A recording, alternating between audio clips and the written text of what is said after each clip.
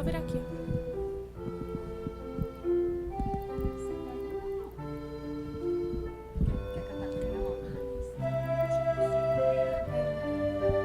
Vai ser estente da marca. Só que o problema é que se eu não segurar ele na mão... Segurar na mão? Eu também... Eu acho melhor segurar na mão, porque daí dá pra colocar estente.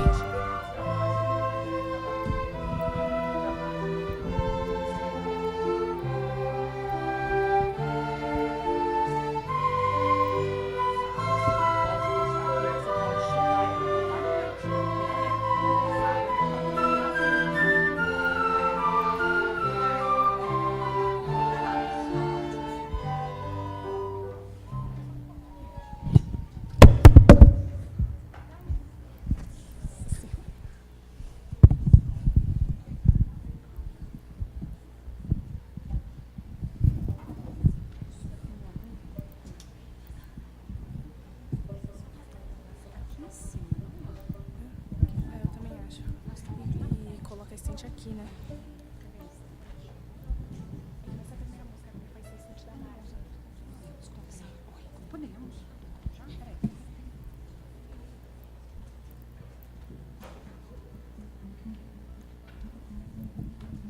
Tudo certo aqui, que caiu.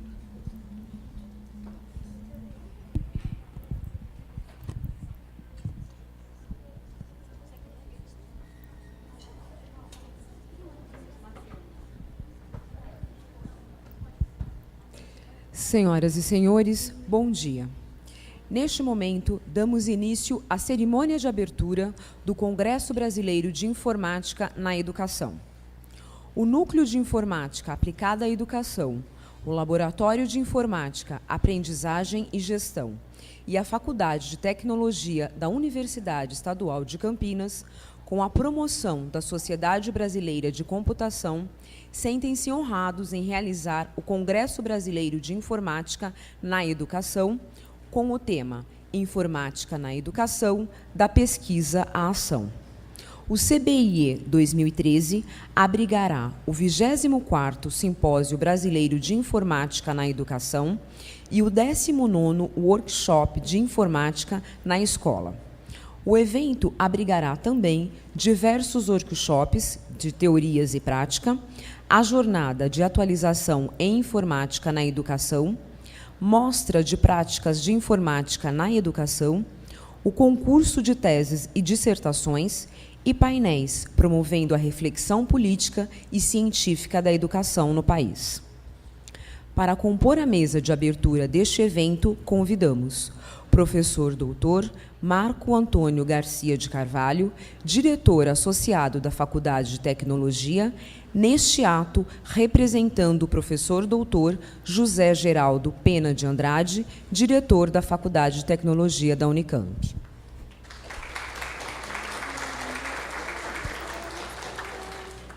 Professor doutor João Vilhete Viegas de Abreu, coordenador do Núcleo de Informática Aplicada à Educação da Unicamp.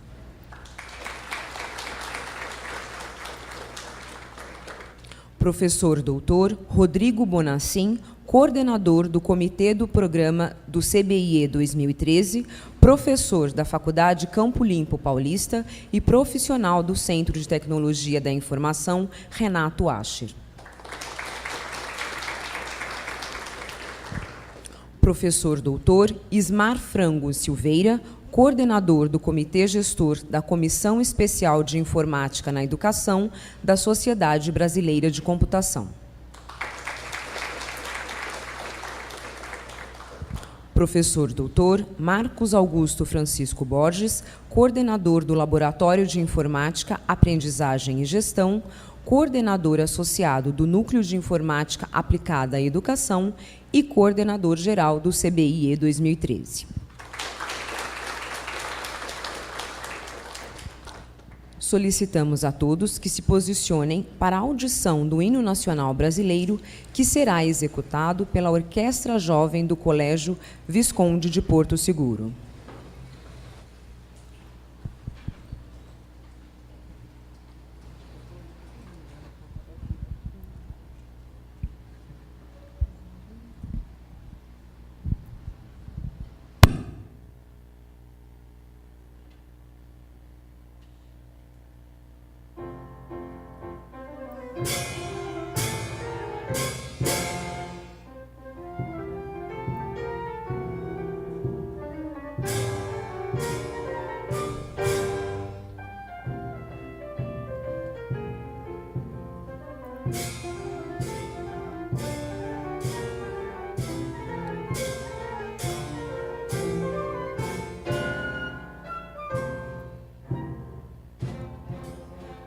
Ouviram do Ipiranga as margens plácidas de um povo heróico brado retumbante.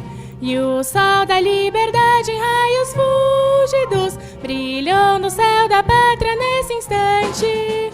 Se o penhor dessa igualdade conseguimos conquistar com um braço forte, em teu seio, ó liberdade, desafio nosso peito à própria morte. Ó pátria amada, idolatrada, salve, salve, Brasil, um sonho intenso, um raio vívido de amor e de esperança a terra desce. Sim, teu formoso céu risonho e límpido, a imagem do cruzeiro resplandece. Gigante pela própria natureza, és bela, és forte, impávido colosso, e o teu futuro espelha essa grandeza. Terra dourada, entre outras mil, és tu, Brasil, ó pátria amada. Dos filhos deste sol és mãe gentil, pátria amada, Brasil.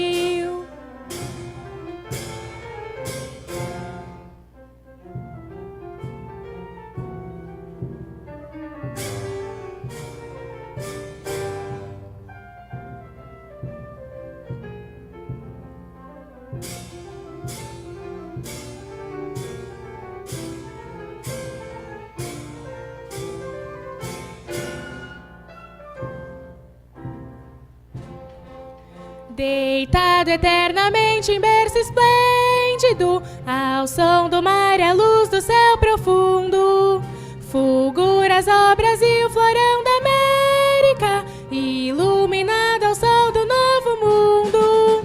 Do que a terra mais garrida, teus risonhos lindos campos têm mais flores, nossos bosques têm mais vida, nossa vida no teu seio mais amores.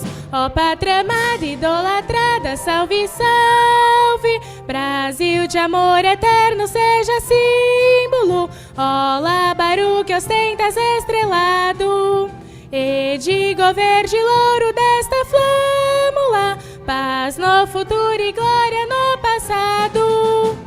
Mas ergues da justiça clava forte, verás que um filho teu não foge à luta, nem teme quem te adora a própria morte.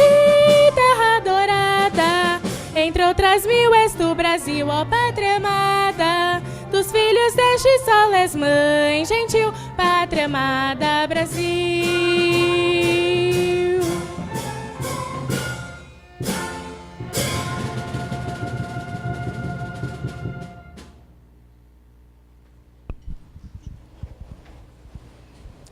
Por favor, podem se assentar. Agradecemos a presença das demais autoridades e convidados, de forma especial aos alunos, professores, servidores, imprensa e comunidade aqui presente. Convidamos para fazer uso da palavra o professor doutor Marcos Augusto Francisco Borges, coordenador do Laboratório de Informática, Aprendizagem e Gestão, coordenador associado do Núcleo de Informática Aplicada à Educação e coordenador geral do CBIE 2013. Bom dia a todos. Estamos muito felizes em poder receber vocês aqui na Unicamp, né, como anfitriões do CBIE 2013. Para mim é muito especial. Foi no SBI, lá em Florianópolis, em 95, que eu fiz minha primeira publicação. E, ao longo de toda a minha pós, eu aprendi a respeitar e admirar muito essa comunidade. Foi no SBI de Manaus, em 2004, que eu ganhei um dos prêmios dos quais mais me orgulho, o CTD de doutorado. Tá? Então, ter a oportunidade agora de coordenar um evento tão importante na minha história, tenho certeza na história de vários de vocês, tá? E que estrutura toda a história de informática e educação no Brasil, é uma coisa que me deixa muito honrado. Eu queria simplesmente aqui agradecer, tá? Começando aqui pela mesa, Rodrigo, que literalmente foi meu braço direito, né? Foi aqui meu braço direito ao longo de todo o evento, representando toda a equipe que fez o evento possível. Coordenador de eventos, de trilhas, revisores, membros da equipe local e voluntário, que estão viabilizando tudo por aqui só com boa vontade e colaboração. Tá? A CEI, representada aqui pelo ISMAR, né? Pela confiança depositada na gente. Embora eu saiba que foi proposital vocês terem aceitado a nossa candidatura em 2013, tá? Só para que a gente tivesse o SBI 24 em Campinas. Tá? A FT, representada aqui pelo professor Marco, né? E a Unied, representada pelo João, né? E todas as suas equipes, por todo o apoio na organização desse evento. Aproveito para parabenizar a Unied, onde eu fiz minha primeira iniciação e onde aprendi tudo o que eu sei sobre informática na educação nos últimos 30 anos. Tá? Aliás, pelos 30 anos dele. Eu não estou 30 anos no Unied. Menos, né, João? Agradeço a Secretaria de Educação de Campinas por ter apoiado o evento e ter dado a honra de receber 25 professores e profissionais da Secretaria aqui no evento. Ao Colégio Porto Seguro, por essa bela abertura. Desde o primeiro momento, a gente imaginou que a abertura de um simpósio de informática na educação tinha que ser com crianças, né? E o Porto Seguro nos deu essa oportunidade, e também, né, por encaminhar professores para prestigiar o evento. Ao Instituto de Computação, ao Instituto de Arte, a GGTE e a BIC, que deram apoio no evento.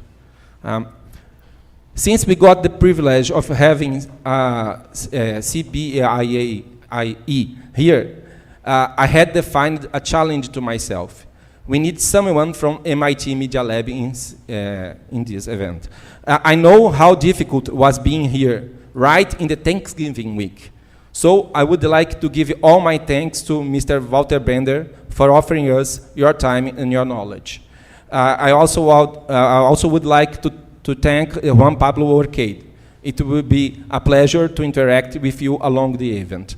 We are very excited to know more about your ideas and research.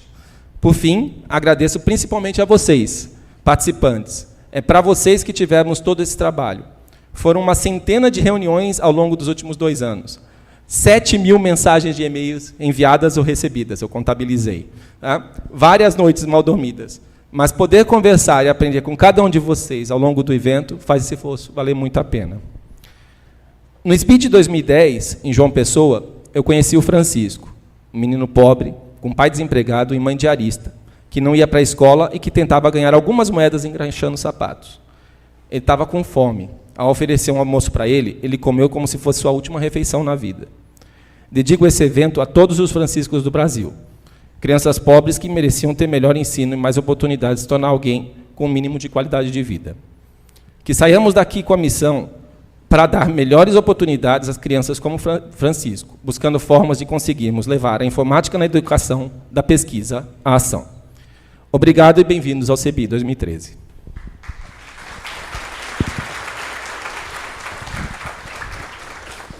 Convidamos o professor doutor Ismar Frango Silveira, coordenador do Comitê Gestor da Comissão Especial de Informática na Educação da Sociedade Brasileira de Computação, para fazer uso da palavra. Bom dia a todos. Queria, inicialmente, externar o nosso agradecimento, não só da Comissão Especial, como de toda a comunidade que está interessada em informática na educação, à Unicamp, por ter nos acolhido tão bem aqui nesse segundo CBIE, né? E, em nome do professor Marcos, eu gostaria de agradecer toda a equipe envolvida. A gente sabe que fazer um evento deste porte, que envolva tantas pessoas de todos os lugares do Brasil, não é uma coisa muito fácil, na verdade é uma coisa bastante difícil. E queria aproveitar e dar boas-vindas a todos da comunidade e aproveitar também para falar algumas coisas a respeito da nossa comissão.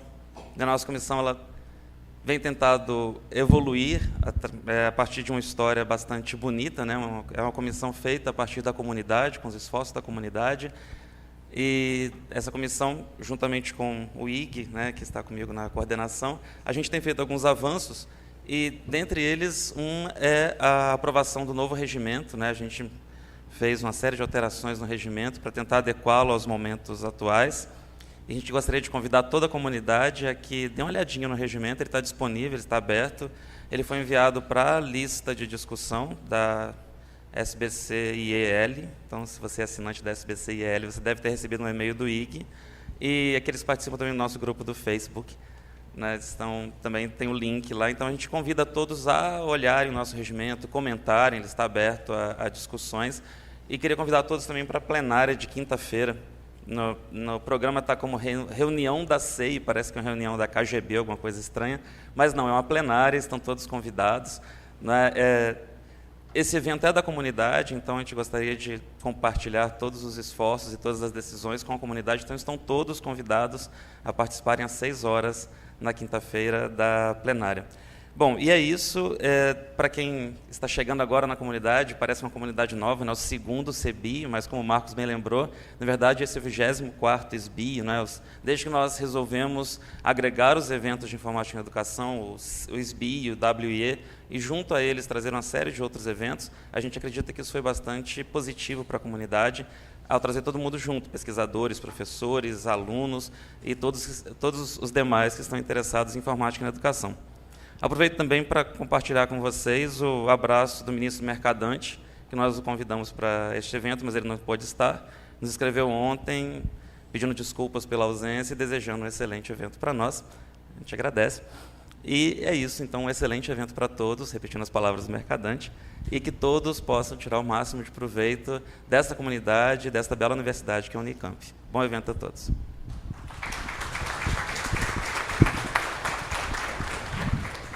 Convidamos o professor doutor Rodrigo Bonassim, coordenador do Comitê de Programa do CBIE 2013, professor da Faculdade Campo Limpo Paulista e profissional do Centro de Tecnologia da Informação, Renato Ache. Bom dia, colegas de informática na educação, né? Somos todos colegas, trabalhamos nessa área. Primeiro, eu agradeço a oportunidade de estar falando aqui ao Marcos. E como coordenador do comitê de programa, eu tenho alguns agradecimentos a fazer também, né? Em especial a todos que participaram do processo, desde da definição dos temas, da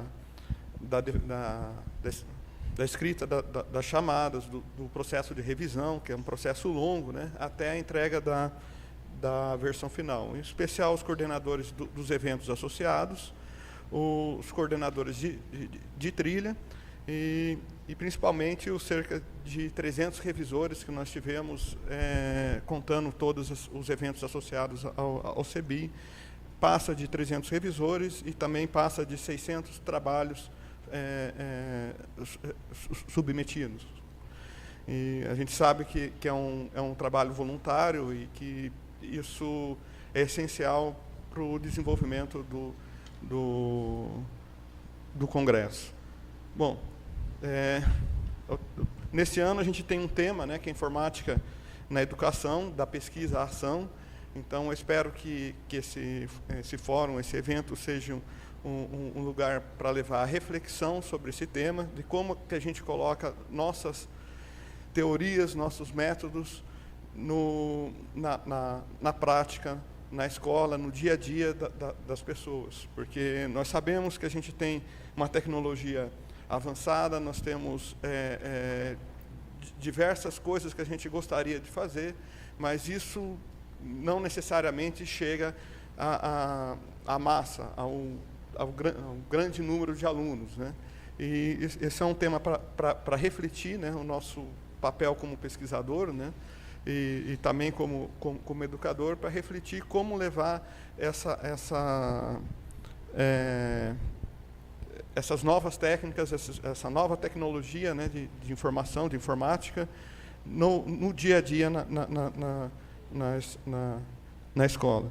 Bom, eu acredito que o CBIE, uma vez que juntou o SBIE com o I, já tem na sua raiz essa característica de juntar tanto o pessoal de computação, de informática, com a educação. Eu espero que a gente consiga cada vez mais inserir a informática dentro da escola de forma ativa e real. Bom, era isso que eu tinha que falar. Eu agradeço a vocês aí pela atenção.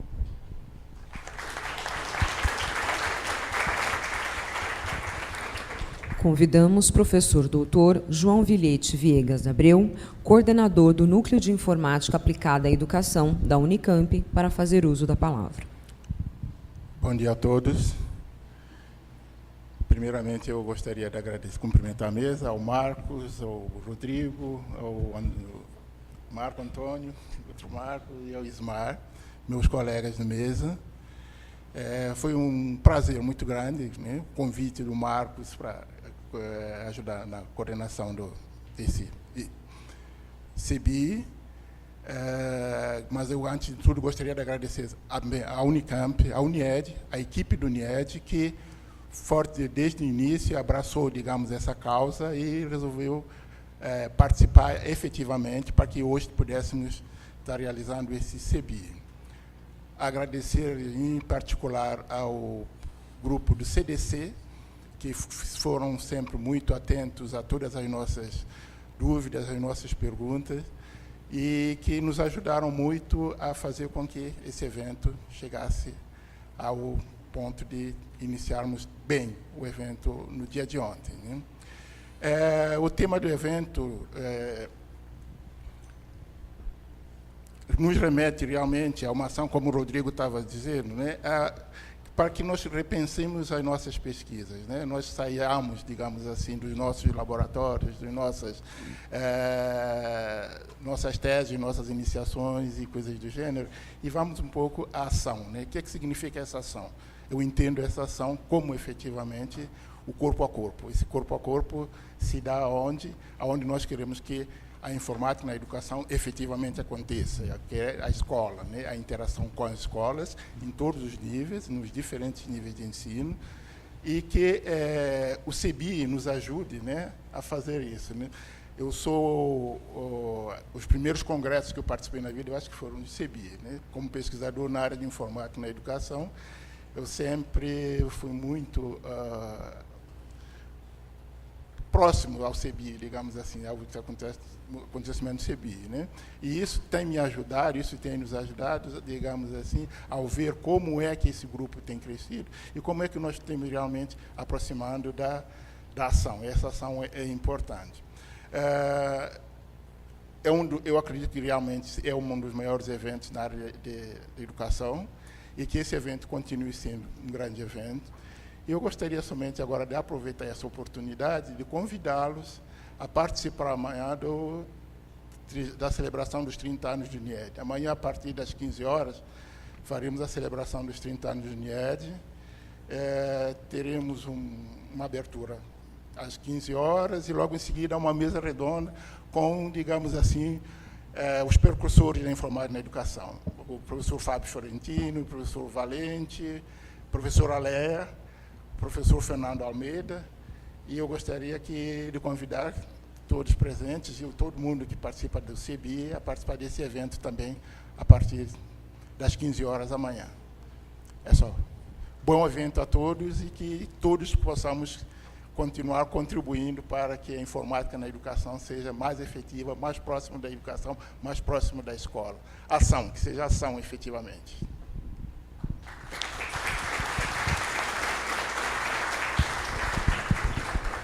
Convidamos o professor doutor Marco Antônio Garcia de Carvalho, diretor associado da Faculdade de Tecnologia, neste ato representando o professor doutor José Geraldo Pena de Andrade, diretor da Faculdade de Tecnologia da Unicamp. Muito obrigado, bom dia a todos. Cumprimento aqui os colegas da mesa, professor Marcos, da FT, professor Rodrigo, que é pesquisador do CTI, também foi professor lá na Faculdade de Tecnologia, professor João Villete, né, conheço já há alguns 10 anos. Professor Ismar, que já tinha trocado alguns e-mails a respeito de SB Games, mas não tinha oportunidade de conhecê-lo pessoalmente.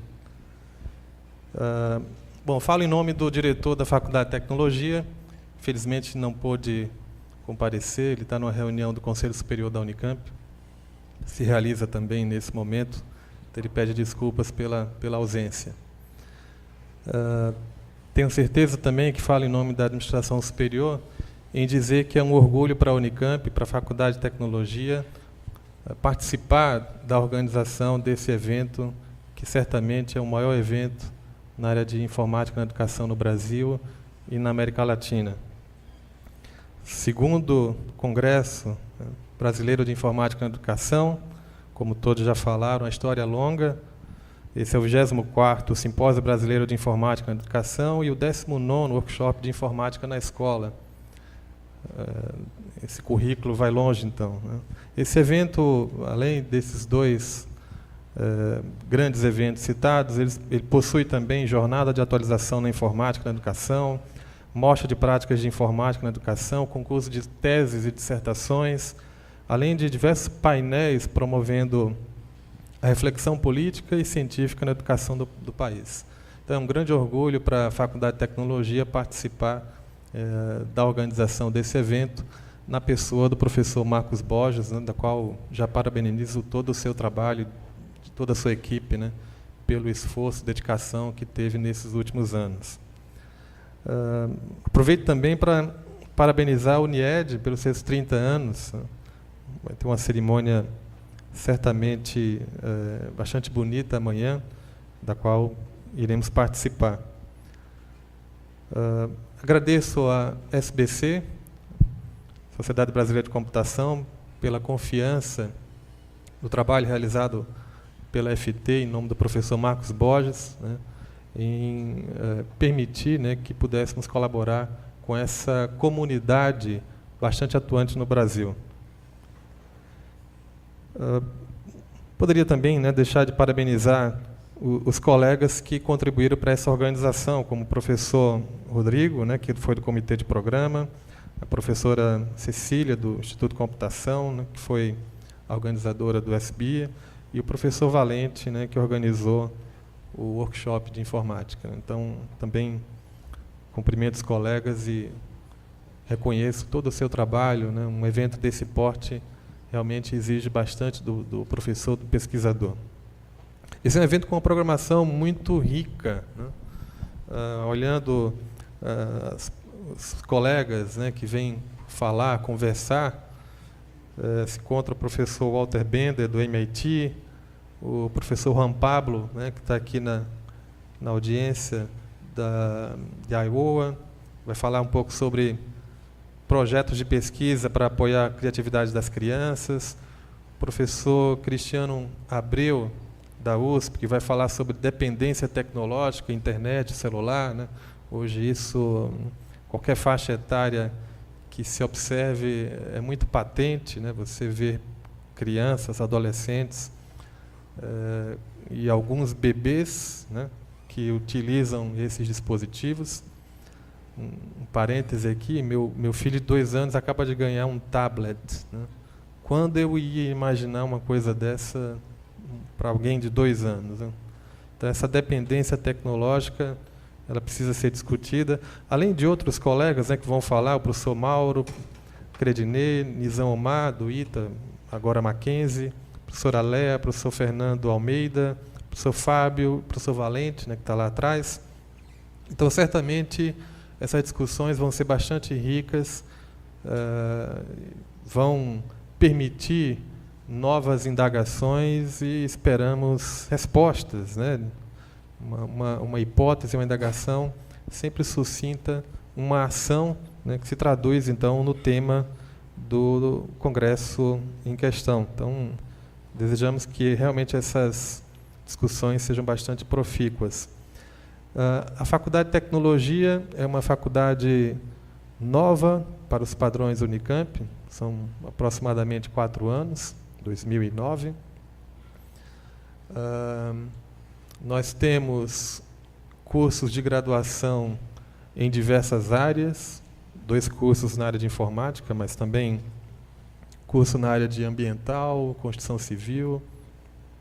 Então, é uma faculdade que tem um ambiente interdisciplinar, que recentemente teve aprovado o seu projeto de doutorado e que há cerca de 3 anos teve aprovado, quase 4 anos, aprovado o seu projeto de mestrado. Então, uma história bastante nova dentro de uma instituição como a Unicamp, com tradição em pesquisa, né, em prover a formação de pesquisadores para o quadro brasileiro, mas tentamos ser engajados em todas as lutas que podemos abraçar, né. A Faculdade de Tecnologia fica em Limeira, na cidade de Limeira, cerca de 50 quilômetros aqui de Campinas. Se tiverem a oportunidade de fazer-nos uma visita, serão bem-vindos. Tomarão um café bem doce, né, lá dos nossos colaboradores, serão muito bem-vindos na Faculdade de Tecnologia. Bom, eu agradeço, né, a atenção de todos, desejo um excelente congresso, né, que possa ser discutido realmente os temas de interesse nacional, que esses temas provoquem, possam criar desafios e motivar-nos ainda mais a contribuir para essa comunidade que cresce a cada dia. Muito obrigado a todos, um bom evento.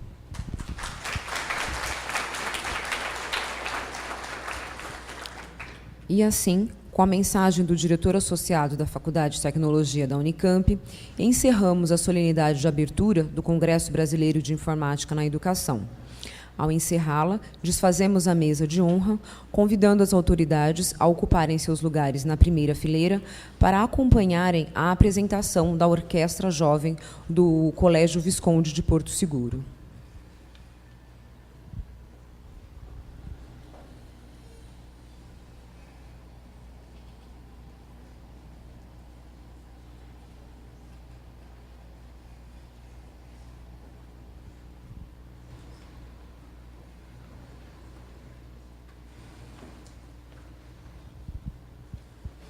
A orquestra, sob a orientação das professoras Marta de Mello Gomide e Márcia Maldonado Palladini.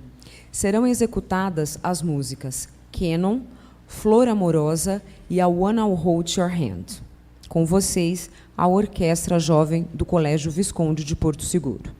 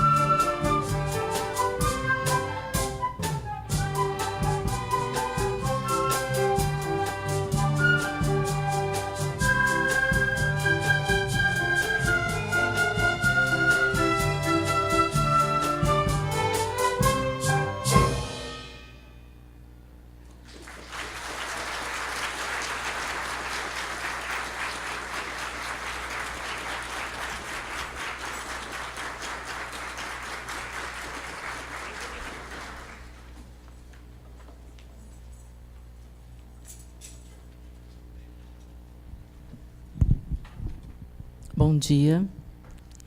É com muita alegria que estamos aqui. Eu e a professora Márcia somos ex-alunas, nós estudamos aqui na Unicamp, e hoje é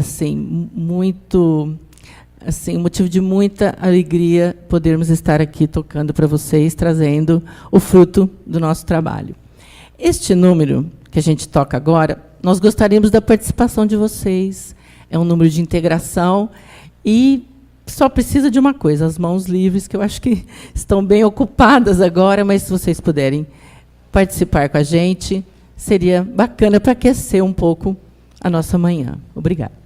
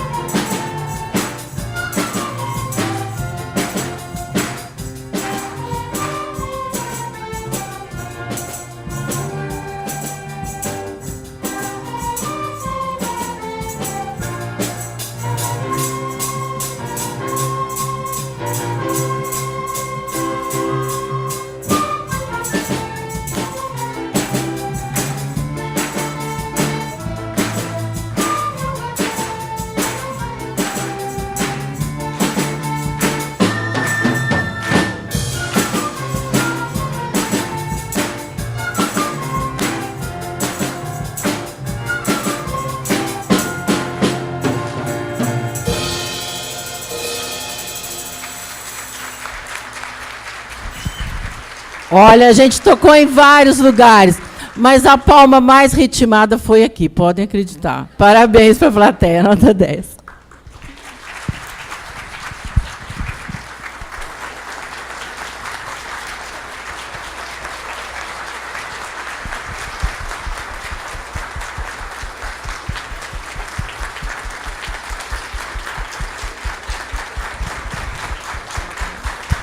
Bom, com este número a gente se despede, a não ser que vocês queiram mais um.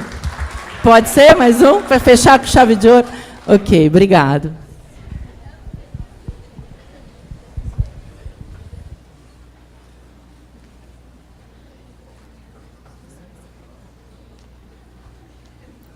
Nós vamos tocar pompa e circunstância.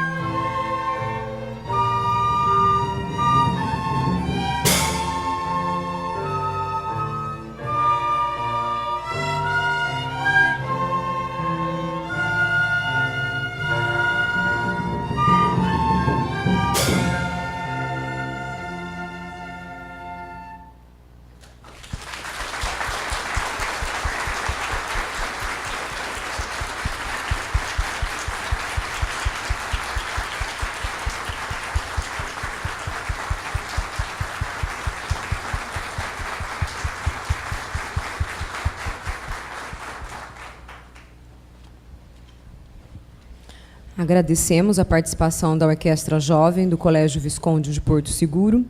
E, dando sequência à programação deste congresso, teremos um café de confraternização servido na tenda em frente ao Centro de Convenções, na área externa.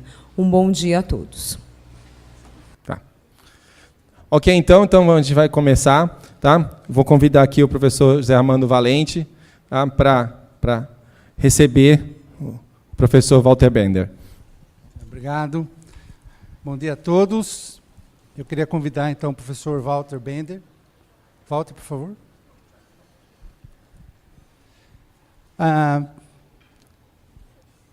É um prazer, nós temos a participação de um professor do MIT, considerando a nossa relação, vamos dizer assim, de NIED e a pesquisa que a gente faz aqui na universidade com a fundamentação, vamos dizer assim, do que começou no MIT.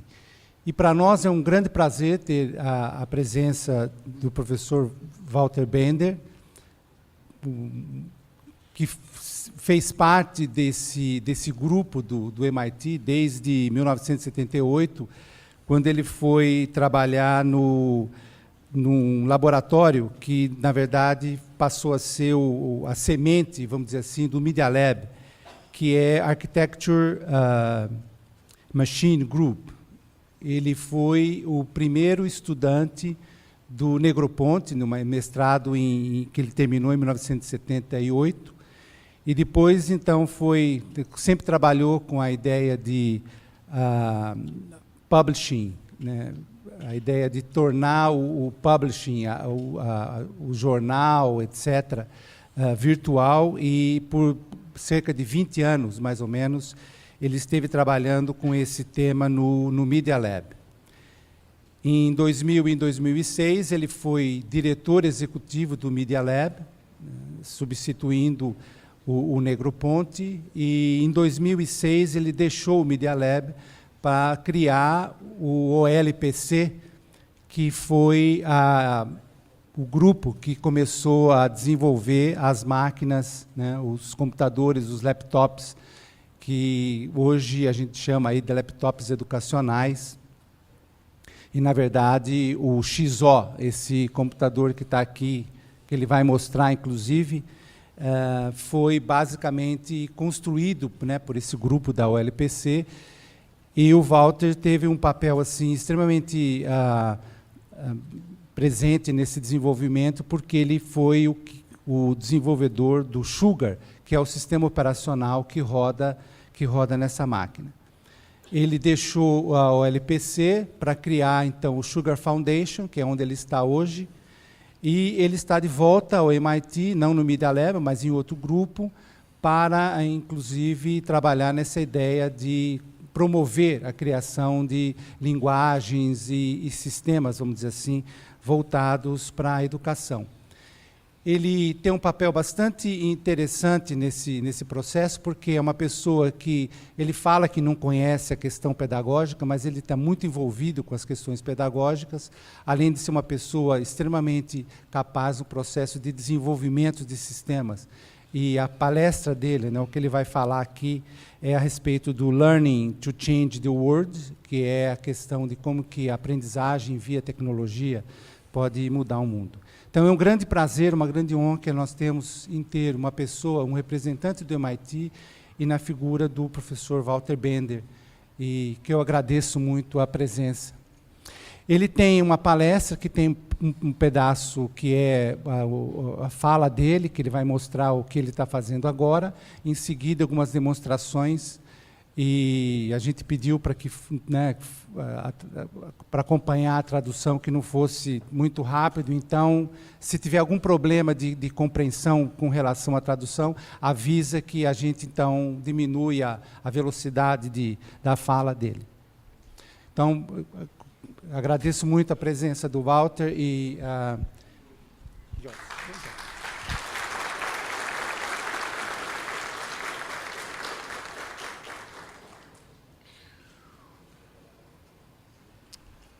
Well, thank you. And It's a real pleasure to be back in Brazil. It's been a few years for me, and it's really nice to see a lot of old friends, and hopefully, I think I've already made a few new friends too, so it's a real pleasure, and thank you for the opportunity for coming here today. I want to start off with a story about the origins of this project, the One Laptop Per Child project. When we first started the project, naturally we came to Brazil, because a lot of the ideas, a lot of the people we worked with on the ideas to make the laptop, to transform education, were Brazilian. We have a long history of working in this country. And I came to Brazil, and I had a meeting in São Paulo, and it was a meeting with engineers from a number of different universities and from a number of different industry groups. And we talked about the project. And then I asked them a question. And there was a variety of people. It was mechanical engineers. We needed help with the mechanics. It was electrical engineers, computer scientists, a wide variety. And I asked them, describe to me a great learning moment in your life. Tell me about a great moment of learning. And even though it was a wide variety of people with a wide variety of backgrounds, every single person answered the question with the same answer. Every single person said to me, my great learning moment was when I was solving a hard problem that I was passionate about.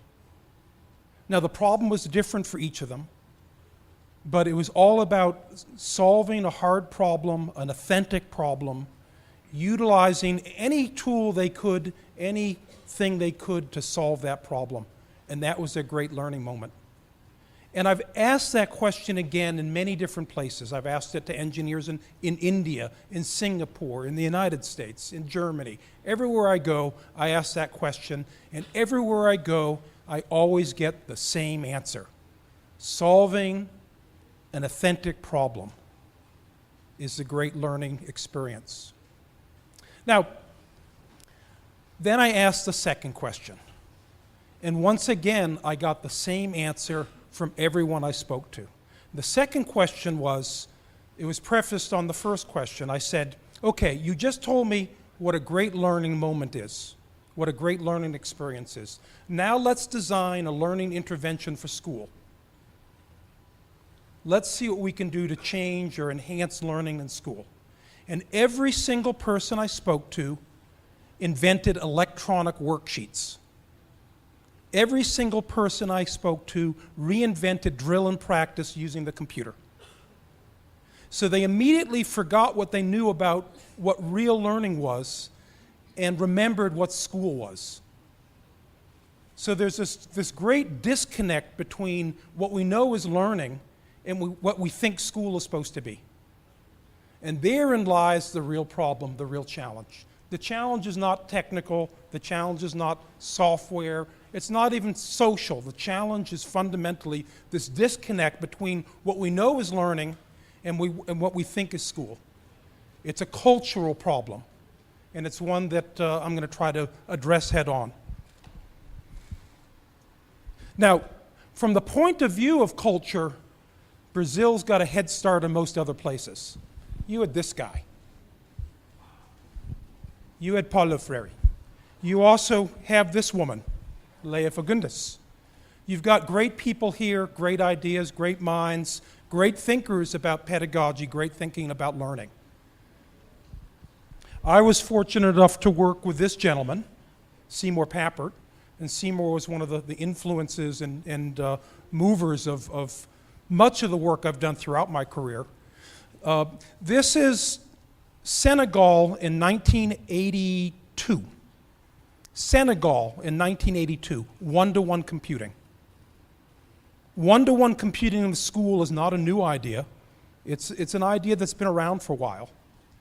And we did, in 1982, Seymour was in Senegal, he was in Pakistan, he was in Colombia doing one-to-one computing.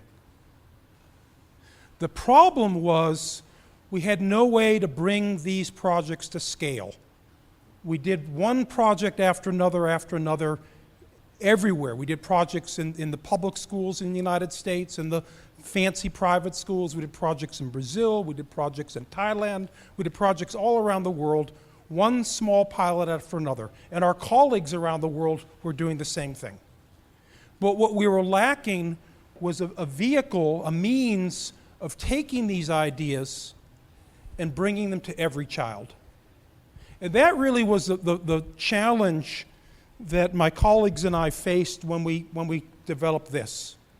You have to roll the clock back, think a little bit back to what the world was like in 2005, 2006.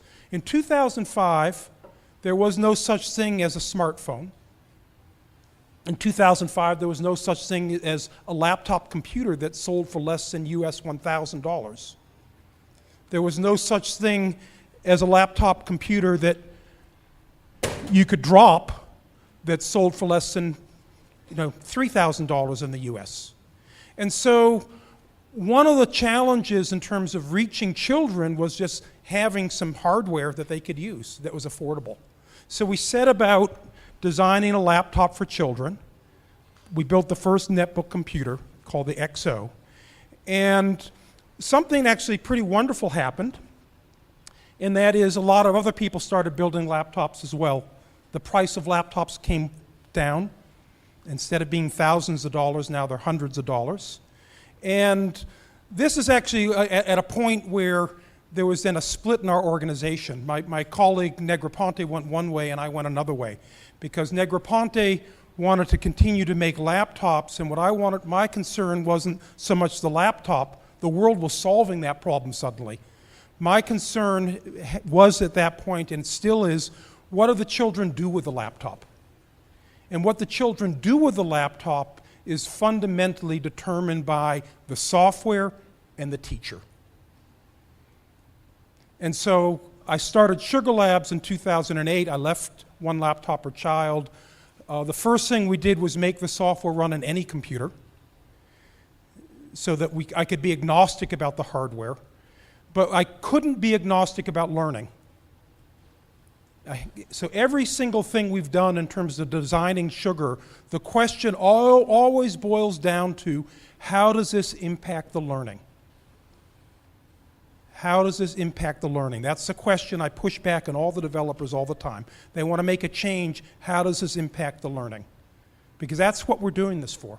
We're not writing software for business people. We're not writing software for this or that. We're writing this tool. We're putting together this package, Sugar, for children, for learning. We want to give children great tools for learning. That's the beginning and end of it. And so, there's lots of other things that happen in the world, fine, but in this particular case, learning is what it's all about. And I just want to highlight, before I move on, this one quote from Seymour. Again, the technology in some sense is the easy part, and it's the acculturation of the technology that becomes a challenge. And a lot of what we've struggled with Sugar, because it's something different, is getting the culture of this change accepted by schools, by teachers, by administrators. It's easy to get the kids to accept it. And it's actually easy to get the teachers to accept it if you actually give them a chance. It's more the administrators that struggle with these kinds of things. But I'll get into that. Most of my talk is going to actually be a demonstration as opposed to a lecture. So now I use my prop. Thank you for lending me your broom handle. I want to talk a little bit about motivation. What motivates children? What motivates learners? And there's a well-established model of motivation that it's ubiquitous. Everywhere you go, they talk about carrots and sticks. I don't know what the equivalent expression is in Portuguese, but I'm sure you have one. Carrots and sticks. That we reward with a carrot, we reward good behavior, and the stick is used to punish bad behavior. And still, in a lot of schools I go to, they still have a stick. The teacher literally still has a stick. I don't think they have a stick in Brazil anymore. But in Nigeria, they still have the stick. In Pakistan, they still have the stick. And the teacher stands in front of the classroom with the stick. And it's all eyes forward on the teacher. And if you're not looking at the teacher, you better duck because this stick is coming. In fact, it's interesting. There's a new software package for education being put out by Mr. Murdoch called Actify. And one of the screens in Actify, it's a blue screen. It reminds me of the Microsoft Windows blue screen of death. But in this one, it says eyes on teacher. So they're using the technology to try to enforce discipline in the classroom. Eyes on teacher, or the stick is coming. Now let's tease apart this model of carrots and sticks, this model of motivation. What does it do? Well, what it really does, if you think about it, what are the children trying to do? They're trying to avoid the stick. No one wants to get hit by the stick. How do you avoid the stick? You keep your head down. You don't make mistakes. You lie low. So if the goal of education is to have the children assume the position, have the children cower, have the children obedient, then the carrot and stick model is not bad. But if the goal of education is to raise a generation of problem solvers, of entrepreneurs, of people who are going to take intellectual risks and bring new ideas, then the carrot and stick model couldn't be worse. You couldn't design a worse system than carrots and sticks if you want entrepreneurs. If you want people to bring new ideas, when you bring a new idea, chances are you made a mistake. And if you make a mistake and the stick comes down, you're going to learn very quickly to stop making mistakes, stop taking intellectual risks, and it's over. It's absolutely over. So what we need to do is we need to get rid of the stick. Thank you. I don't want the stick in the classroom, literally or figuratively. We've gotten rid of the stick literally in most schools, but it's still there metaphorically in the hands of every teacher. And we've got to get rid of the stick. And that's in large part what Sugar's about. Sugar is trying to help the teacher throw the stick out the window. And I've seen it happen. In Nigeria, the very first school we went to, the teacher had a stick. And within 2 weeks, the teacher literally threw the stick out the window because the teacher didn't need the stick anymore, because the children found their motivation from somewhere else. In Pakistan, it only took 1 week for them to throw the stick out the window. So maybe there's something cultural there that makes them even more amenable. And I think in Brazil, it would be even less time. What motivates people? Well, if you actually look at the literature, 3 things motivate people: autonomy, mastery, and a sense of purpose. And if you go back to those engineers I spoke to at the beginning of this process, they were motivated by autonomy, mastery, and a sense of purpose. They weren't motivated by carrots and sticks. We need to establish a context for learning where the children have autonomy, they have an opportunity to master something, and they have a sense of purpose. That's it in a nutshell. That's what we've got to do. That's what we have to strive for. Okay. Children are problem solvers. They're natural born problem solvers. Because children, like the rest of us, are human. And what do we share being human? We share 3 traits. Every single one of us is both a teacher and a learner. It's part of being human. To be human is also to be expressive, and to be human is to be social. And it's these 3 things that we try to leverage in the tools that we design. Now, this is my favorite picture of kids with laptops. You know, it's really easy to show cute kids smiling with computers. It's a lot harder to show kids learning with computers. But this is an example of children problem solving. Let me explain why. So when we designed this particular piece of hardware, we fell in love with our hardware. We fell in love with our design. Oh, it's so beautiful. We were so in love with it that we didn't want anything to change. And in particular, we didn't want the kids to put stickers on the hardware. So we designed the hardware with a texture so you couldn't put stickers. But you know what? Kids want to put stickers on their laptops. This is a picture of kids having successfully done an engineering end run around our attempts to prevent them from putting stickers on laptops. They had a problem, they solved it. Kids 1, OPC 0. Here's more kids problem solving. This is in a little town called Cacope it's about an hour and a half east of Asuncion in Paraguay. And so this is not the factory. This is kids repairing laptops. When something breaks, you fix it. The warranty on this laptop is not valid until you open it. We take a very different approach, a different attitude about responsibility, a different attitude about opportunity. We don't make this impossible to open up, we make it easy to open up. We put extra screws in the handle because we figured the kids would lose some. And ultimately, the kids have to be the ones that are responsible. One of the first one-to-one programs in the United States for computing used Apple computers. It was in the state of Maine. And they gave out to all the 7th grade, they gave out computers. But they didn't make any rule about whether the children took the computers home or not. So in about half the schools, the children took the computers home. In about half the schools, they stayed in the school in carts. And there was a bimodal statistic, a bimodal distribution in terms of laptops that were broken and laptops that weren't broken. The laptops that went home, none of them were broken. The laptops that stayed in the school, all of them were broken. And it all has to do with responsibility, giving the children responsibility as opposed to giving them an answer or a solution. Give them something that they're responsible for. Make them responsible and they'll rise to the occasion. Now, the same thing applies to software. This is a project from Curitiba. This is done by a colleague of mine, David Cavallo, probably at least 10, 12 years ago now, quite a while ago. At the time, all the rage was this arcade game called Dance Dance Revolution. How many of you have ever done Dance Dance Revolution? Anybody?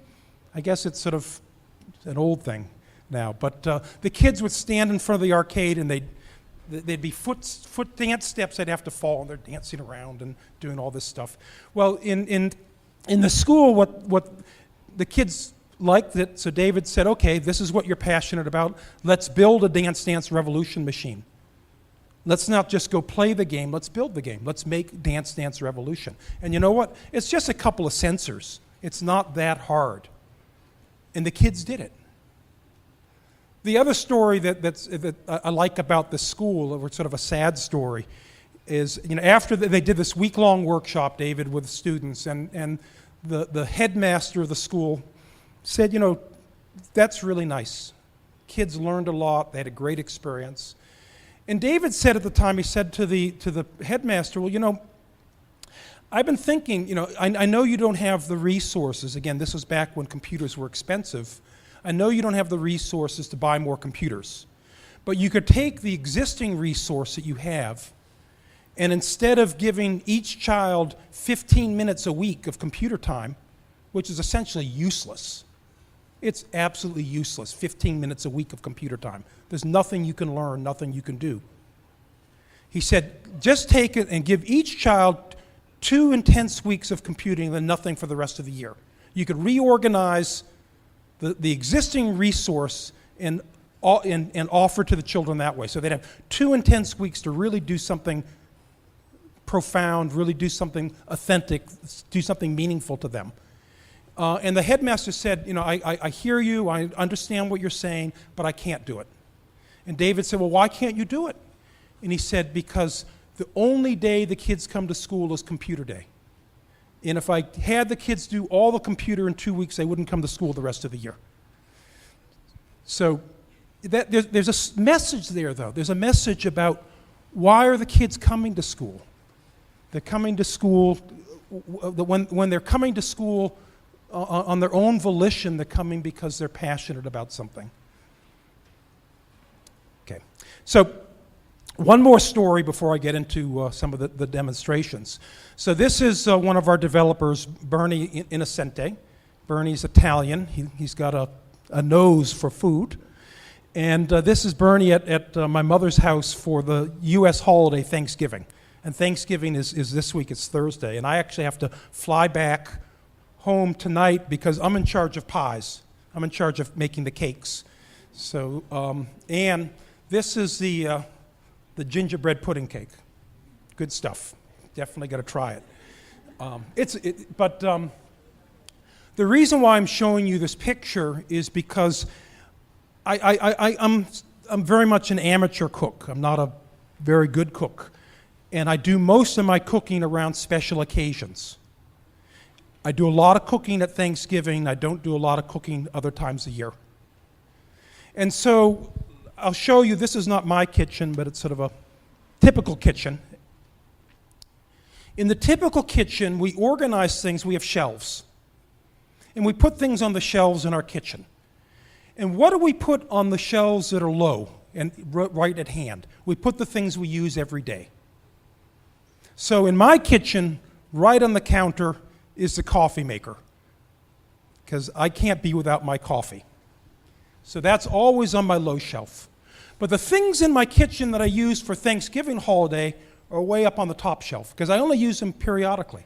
So like the special pan I use to make my gingerbread cake, it's up on the high shelf. I have to get a little stool to go up to get to it and bring it down. But I only do that for Thanksgiving, for Christmas, a few times a year. So I have this distinction, this organization in my home, in my kitchen, a distinction between low shelf, things that are close at hand, easy to reach, and high shelf, things I have to reach for, things I don't use every day.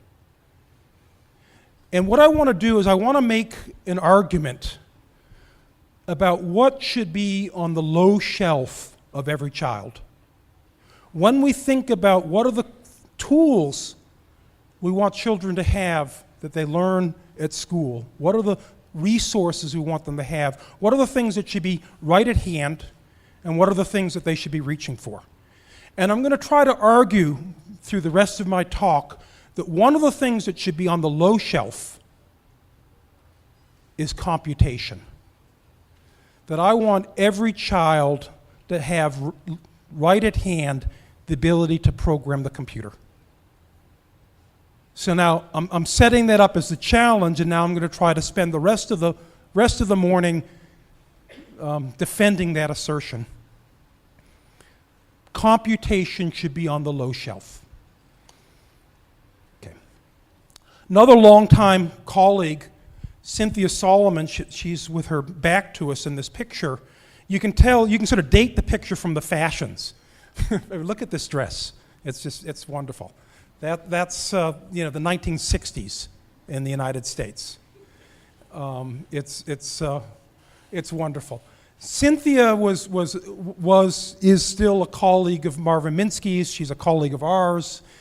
And her passion was to introduce this concept called debugging to the children. What is debugging? Debugging is solving problems. Something's broken, you have to figure out what's broken. In this process of exploring, of debugging, is where the learning happens. Learning doesn't happen when you get the right answer. Learning happens when you get the wrong answer. And you have to figure out why. And one of the nice things about computation, about the computer, is it presents a very safe opportunity for debugging. There's no stick. There's only an opportunity to master something. And so what we try to do with the tools we build for children is to engage them in a rich world of debugging, a rich world of problem solving.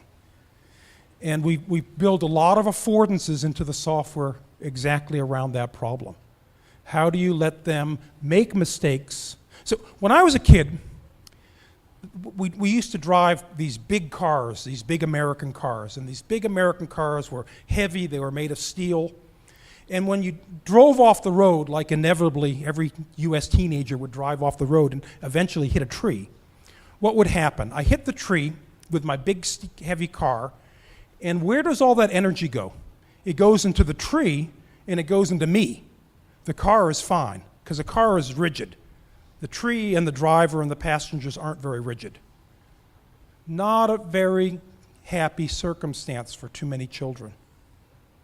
But it took about 50 years before the auto industry figured out that people are more important than cars. So they introduced this concept called the crumple zone. I don't know how well that translates. But today, when you drive into a tree, instead of destroying the tree and the driver, the car itself absorbs all the energy. You have a big repair bill, but you're okay and the tree's okay. And so what we try to do with software is give the children a crumple zone. Give them a place where they can make mistakes without the risk of the stick, without the risk of damage. We want to have them be comfortable with risk-taking. We want to have them be comfortable with making mistakes, with challenging themselves. Any child or any university student or any human who never makes a mistake isn't trying hard enough, isn't reaching far enough. We want the children to constantly be reaching farther, trying harder, and that inevitably means making mistakes. And when you make a mistake, you have to follow Cynthia's lead and debug. Figure out what the mistake was and figure out how to fix it.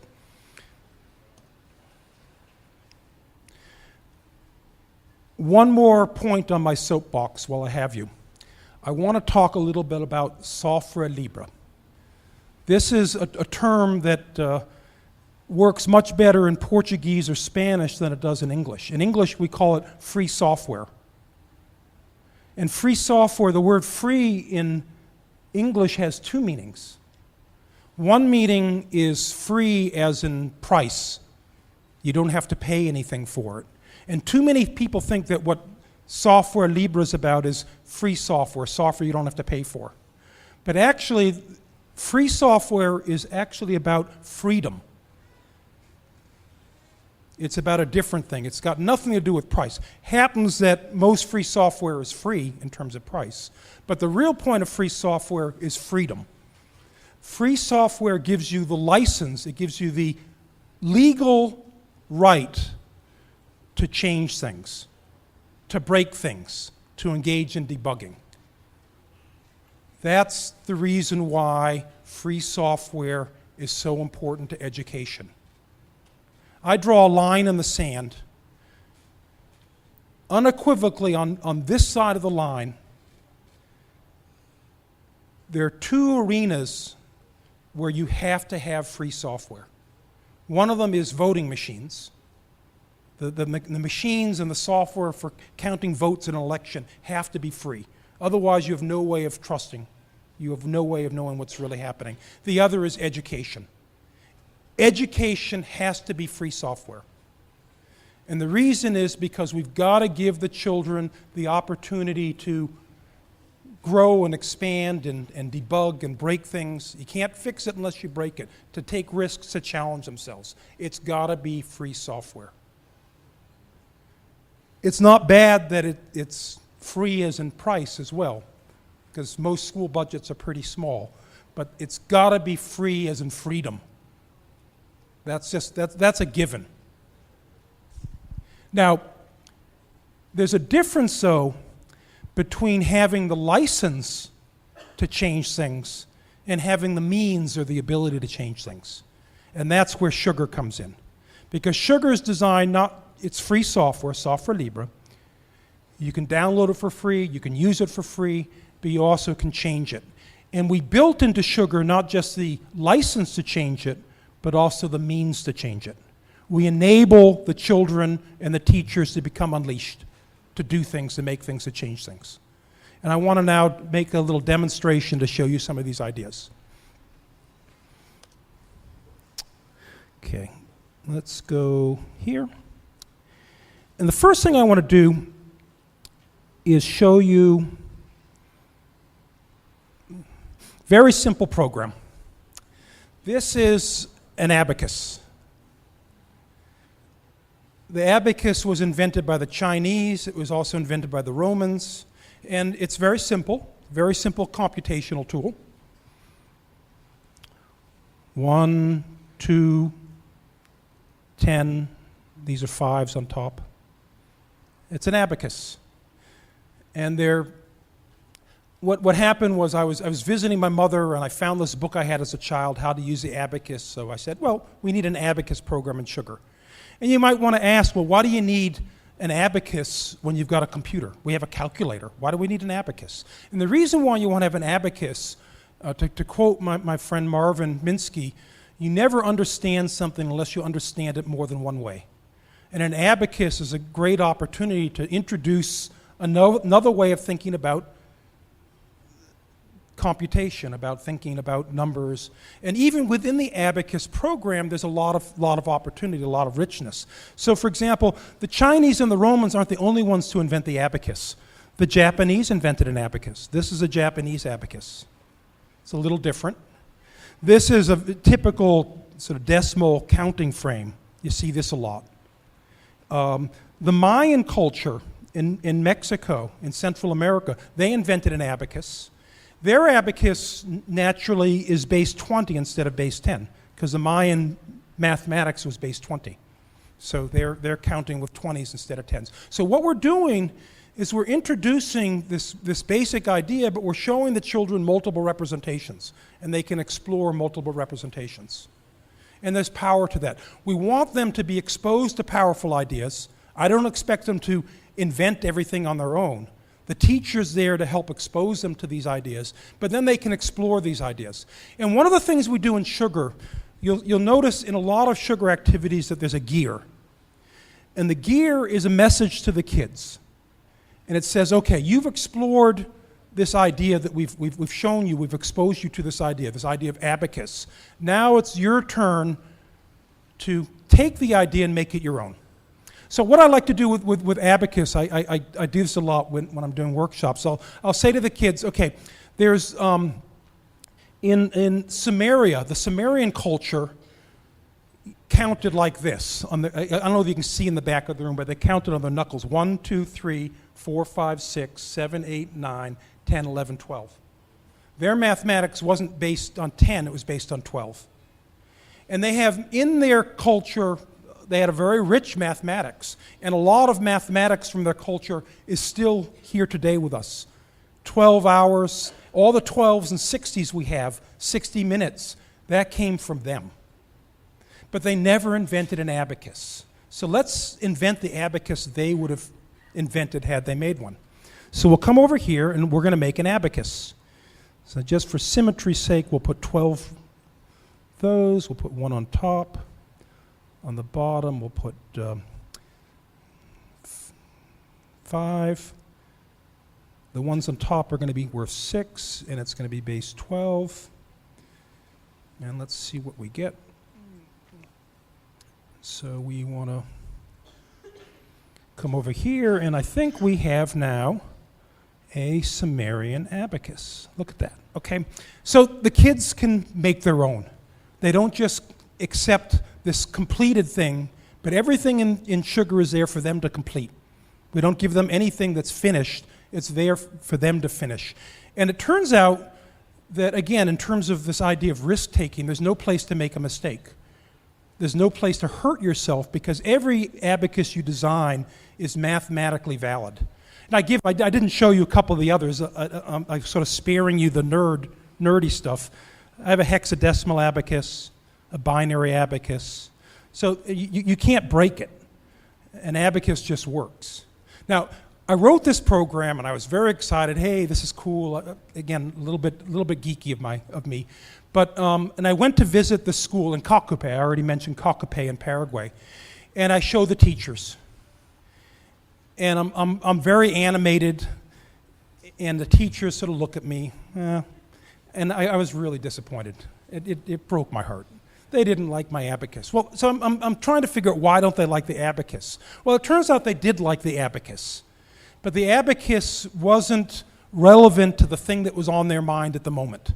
And the thing that was on their mind at the moment was teaching fractions. They were working with fractions. They'd already done integers, so they didn't really care about the abacus at that moment. So we got talking, and they said, well, how can we use the abacus for fractions? Then the magic happened. The teachers of Cocupe, I mean, I don't think there's a more backwater place in all of South America than Cocupe.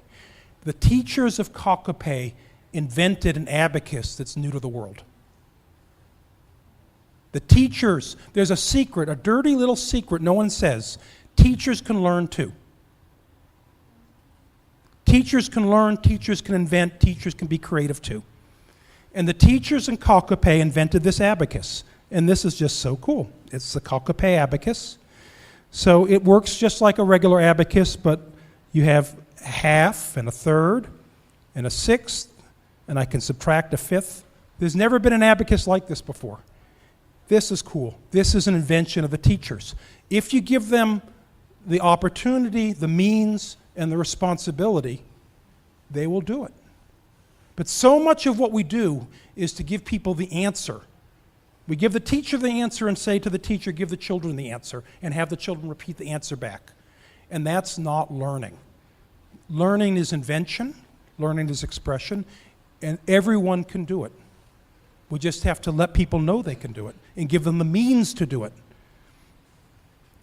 So now I want to switch gears and go a little bit more directly into programming. And I'm going to open up my turtle. A lot of you probably have used a programming language called Scratch. And maybe some of you use eToys and Microworlds and Lego Mindstorms and all these things. All these programming languages all come from the same group of people, all students of Seymour Papert's. And most of them were written by one guy named Brian Silverman. Brian is sort of behind all these tools. Brian and I have been collaborating on this program, Turtle Art, for about the last 6-7 years. Turtle Art again, it's a lot like these other programs, a lot like Scratch, which you might be familiar with, but it's at a slightly lower level. It's just a little bit at a little bit deeper level in terms of computation. The way I like to think about Scratch is a wonderful tool for narrative, a wonderful tool for telling stories, but it's not really about computation. It's not about programming, or it's only very superficially about programming. Turtle Art is much more about programming. But we take art seriously with Turtle Art. Turtle Art really is about expression, about making art. And the way it works is it's quite simple. And so I just can go and have the turtle go forward. Actually, let me just make it easier for you to see in the back of the room. I can have the turtle turn to the right. So it's really logo, but it's at a very, very basic level. I can snap the blocks together and make a little macro. And I can come over here and tell it to repeat. And let me just erase the screen, and we'll start at the beginning. And I'll just tell it to walk on through, and it's going to run and do my program. And I work with children as young as 6 years with this program. It's sort of one of these programs designed 6 to 60. And there are a lot of simple little affordances to help with the debugging. So for example, if I leave a block out, and again I'll run it slowly, and you'll see it highlights as it goes along, and then it shows me, oh, I made a mistake, and it highlights the block where the mistake is. There are a lot of little tools for making it easier for the debugging. Okay, so, and we can do a lot of things with Turtle, but I want to, actually, I'll show you a couple of things, just fun things real quick. I mean, you can very quickly get to make some beautiful things.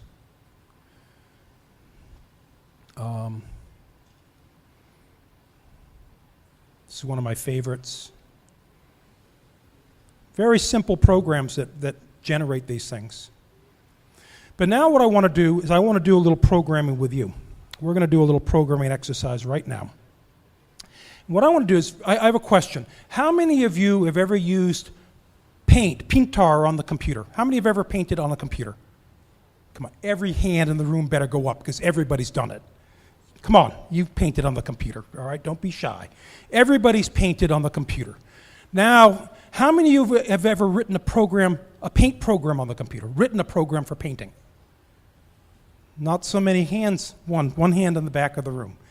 So what I want to do is I want to bridge the gulf between the tools we use and the tools we make.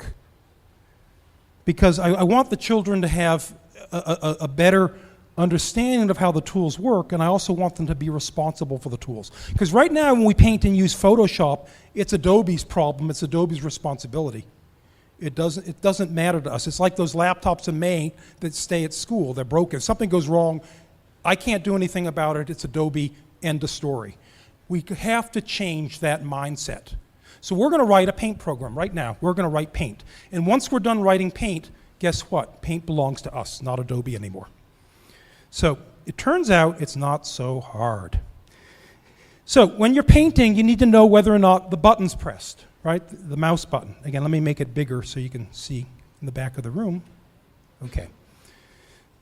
So this just tells me if the button's pressed or not. And what am I going to do? If the button is pressed, then I want to put my pen down. And that is here. My Portuguese is so good. Because when the turtle has my pen, and I have to put the pen down with the button's down so I can draw. If the pen's not down, then I lift the pen up. And that is here. Okay, well, we're almost done. Okay. Now, the other thing I need to know when I'm drawing is I need to know where the mouse is. Okay, I have to know where the mouse is, so I can ask where the mouse is. And now, because the turtle has the pen, what I'm going to do is I'm going to move the turtle to wherever the mouse is. Okay. And now we want to paint not just once, but we want to paint forever. And guess, we just wrote paint. That's paint. That's all it is. It's that simple. Don't let Adobe fool you. That is paint. That's all paint is. Let's just see if it works.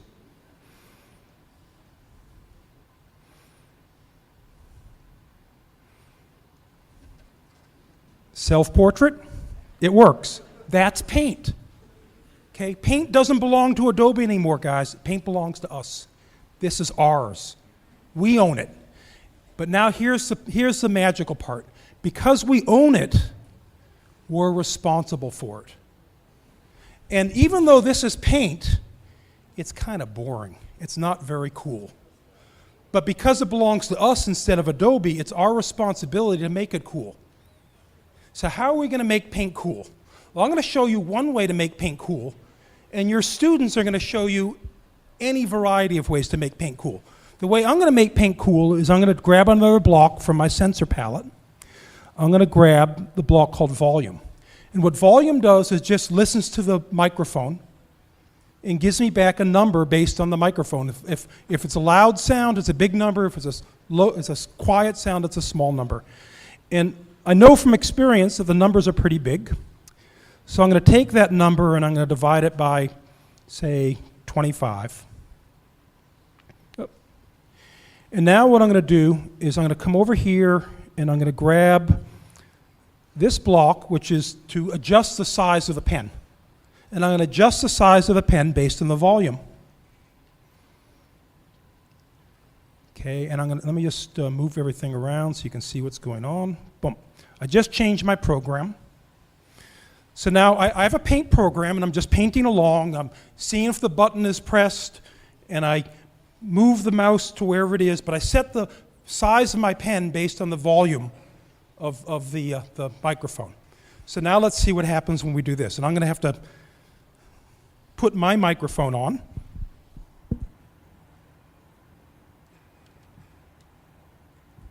And I'll start to draw. Let's see what happens.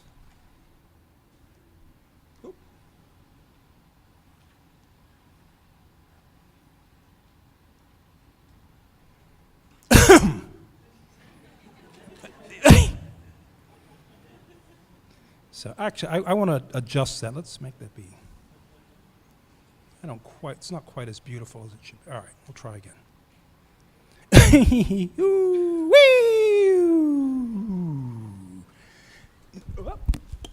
So now we have cool paint. Do that with Photoshop. You can't. You can't because you don't have the freedom to do it or the means to do it. But once you own it, once it's your responsibility, you suddenly have the means. You have the opportunity. You have the responsibility. So you have autonomy. You can master something. and you have a sense of purpose, the purpose being you're responsible for it, you want to make it cool. So I'm actually on a campaign to, and I've actually got a lot of this accomplished already. With Turtle Art, you can recreate pretty much any program.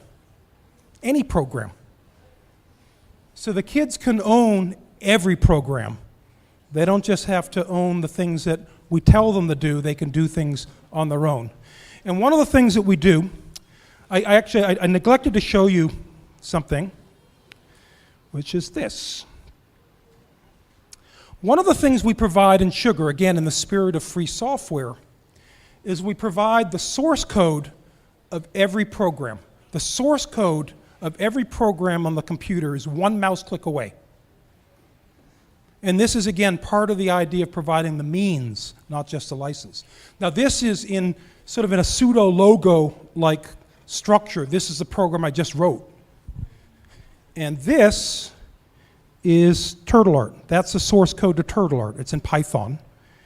And this is the source code of Sugar. So the kids have the source of every program they run, and they have the source of the environment they use to run it. Kind of weird. And it sounds kind of abstract and kind of, geeky, and maybe that's what the MIT kids do, and maybe that's what the computer science students at Unicamp do. But you know what? It's what the kids do. And I want to show you a couple of things. I want to show you a new feature in Sugar that I think is really kind of fun. I'll do it with, just start yet another turtle. And let's take, we'll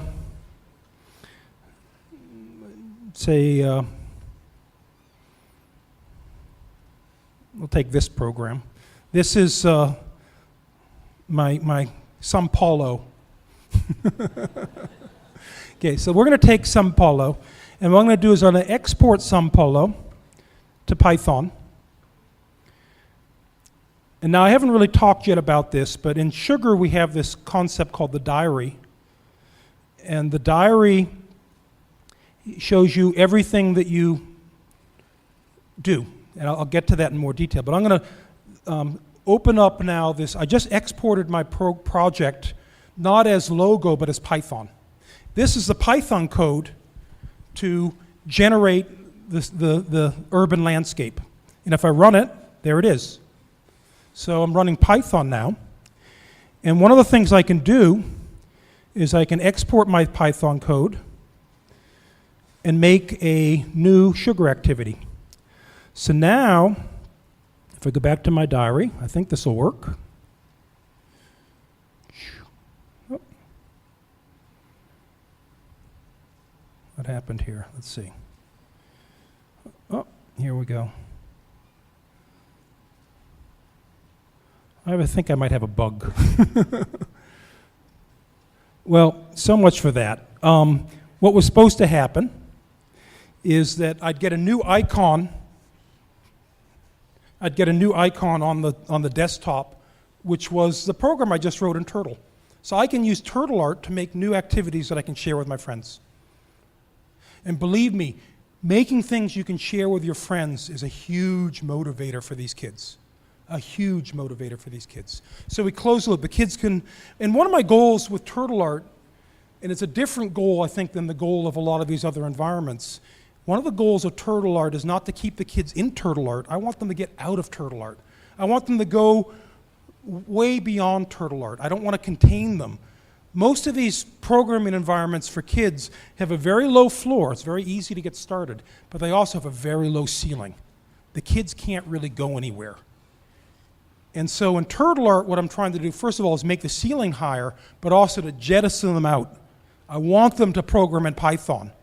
Because you know what? Python is a lot more powerful than my block world. Block world's a fine place to learn, but it's not. I want them to go from the tools of exploring to the tools of production. I want the children to be productive. I want the children to be really doing things that are real. So I just want to come back and talk a little bit more about Sugar for a second, because I sort of glossed over, skipped a bunch of things, and then I'll come back and do a little bit more demonstration. I used to run a lab at MIT called the Media Lab. I was the director. But I didn't direct because nobody at MIT was going to listen to me anyway. I couldn't tell people what to do. But also, you know what? Their ideas are probably better than my ideas, so why should I tell them what to do? But I didn't tell them what to do, but I did tell them how they had to do it. I imposed a discipline within the laboratory that was based on this simple diagram.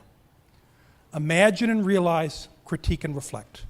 And there's a constant cycle. It's like the phases of the moon. Imagine and realize, critique and reflect. Ideas are cheap. It's not till you realize the idea that it has any value. But once you've realized it, then you can engage in critique and reflection.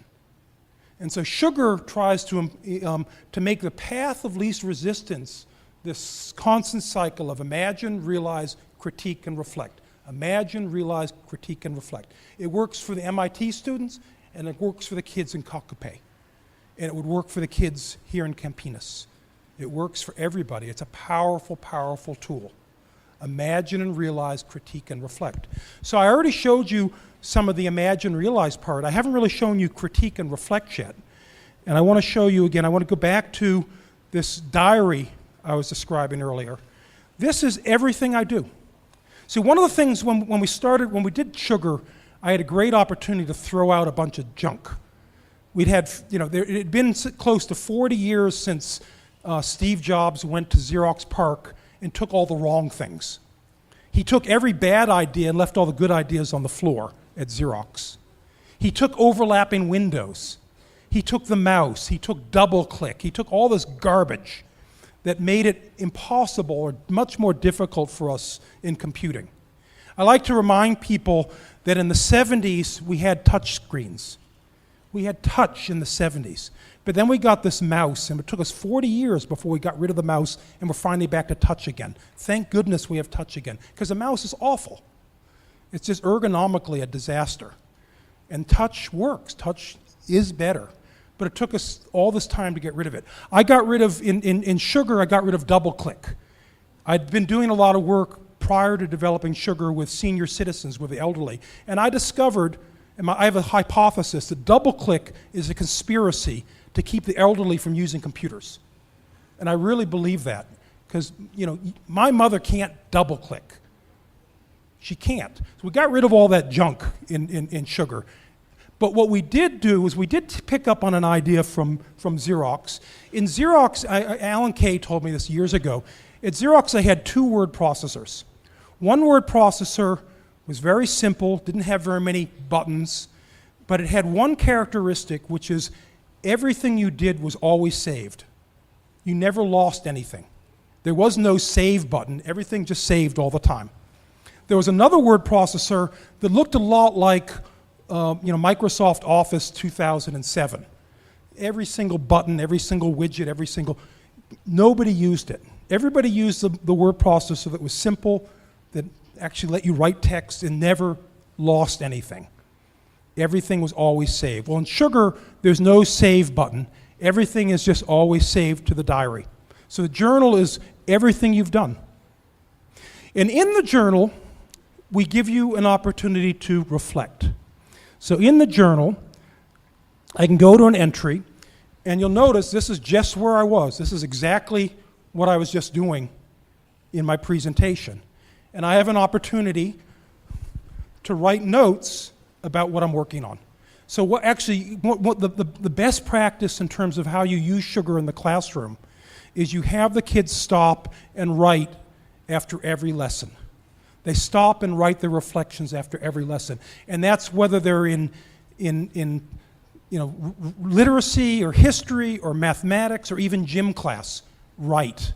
Get the kids in the habit of writing, reflecting on their work.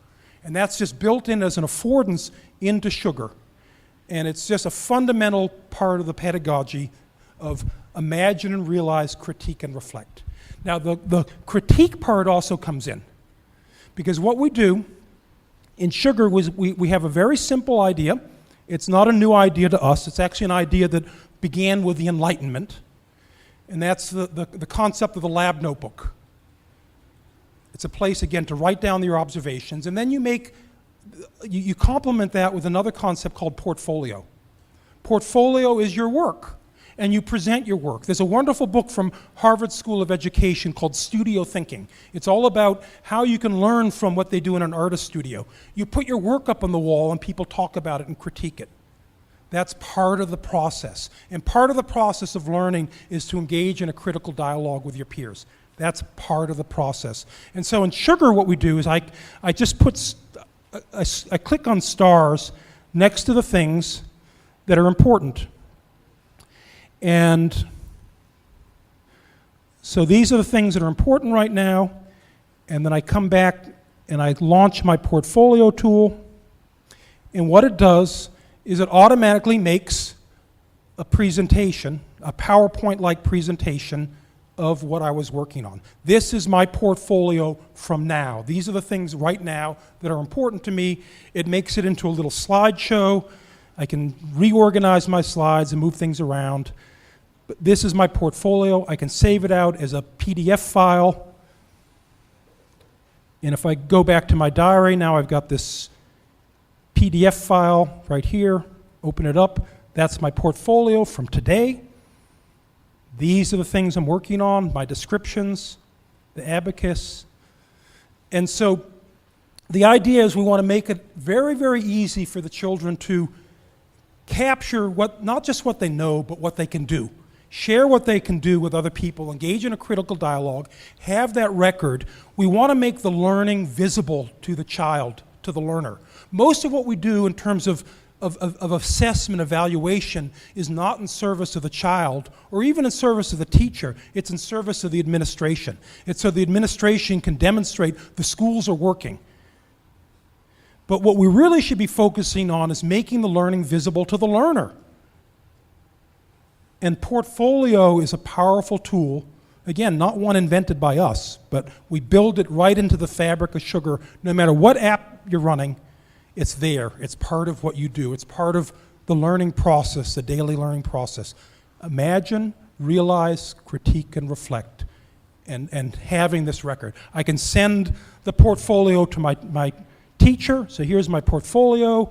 I can copy it. If my teacher were online, it would go to my teacher's diary. There, I'm done. We do it every Friday afternoon. The kids present their portfolios. When I'm sharing my portfolio, the other children and my teacher can write comments. If I can upload my portfolio to Facebook and people can write comments on Facebook, they end up back in my diary.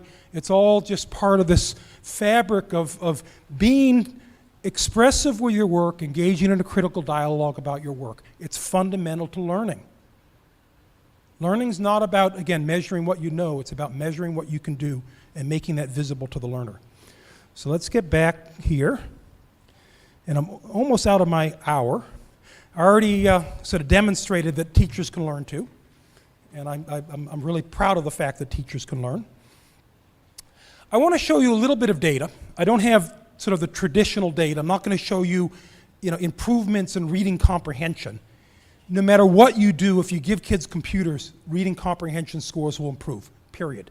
If you actually let the kids use the computers. If you keep the computers in boxes, nothing will change. But if you let them use computers, whether you give them Windows or Sugar or anything else, reading comprehension will improve, period.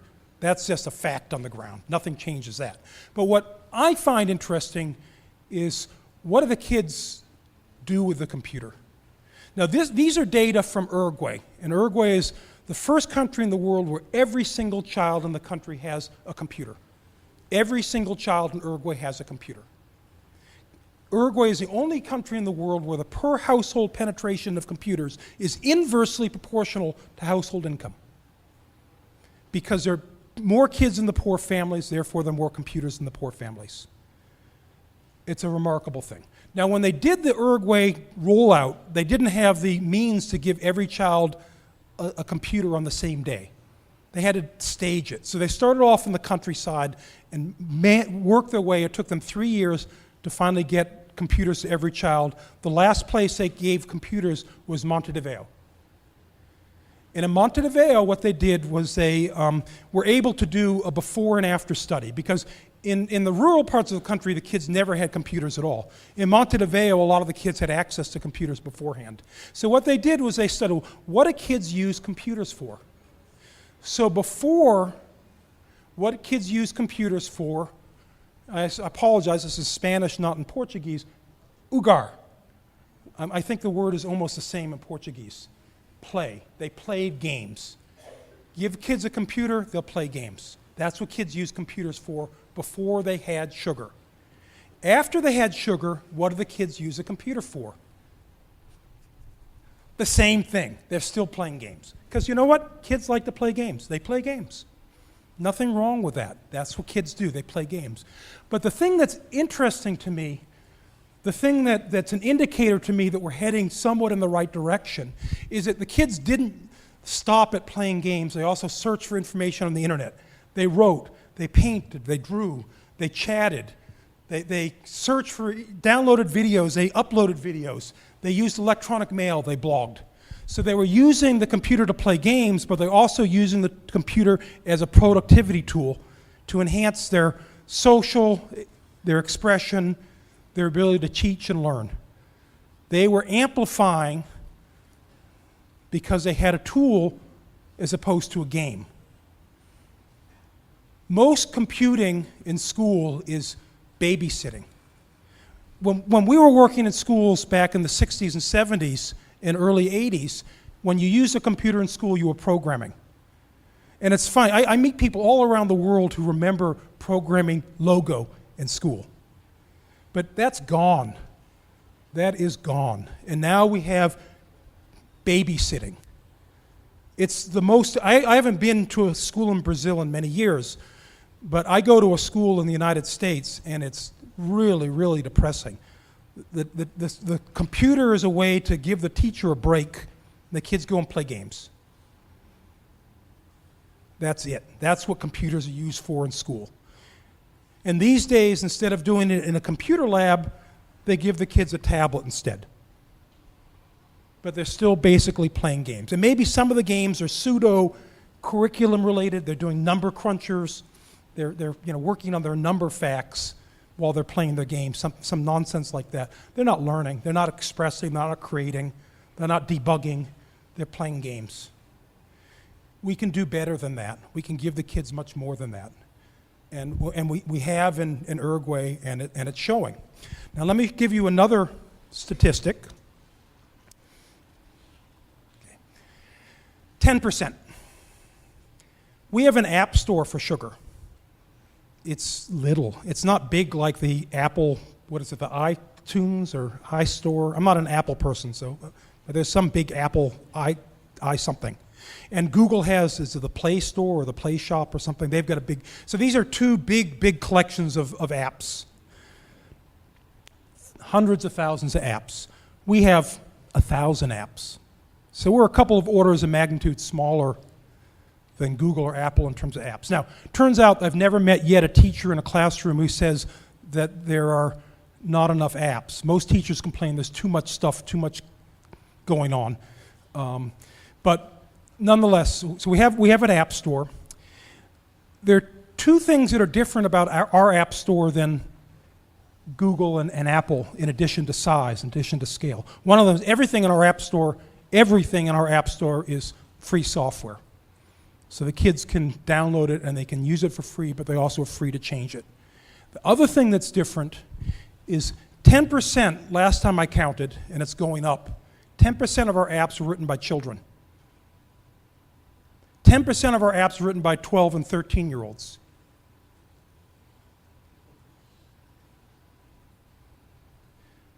This is Ignacio.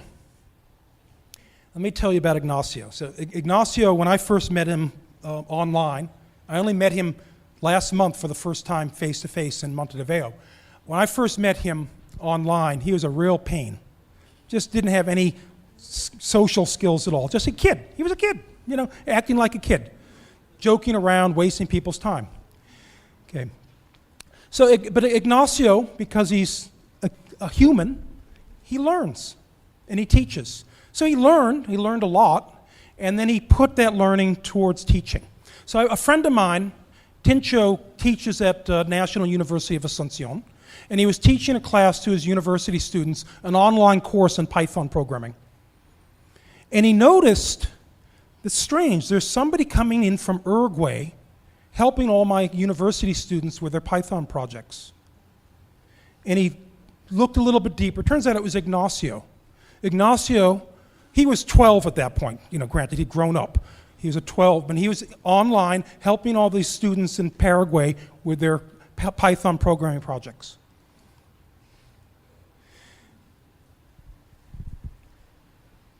So there's this programming contest called Google Code-In.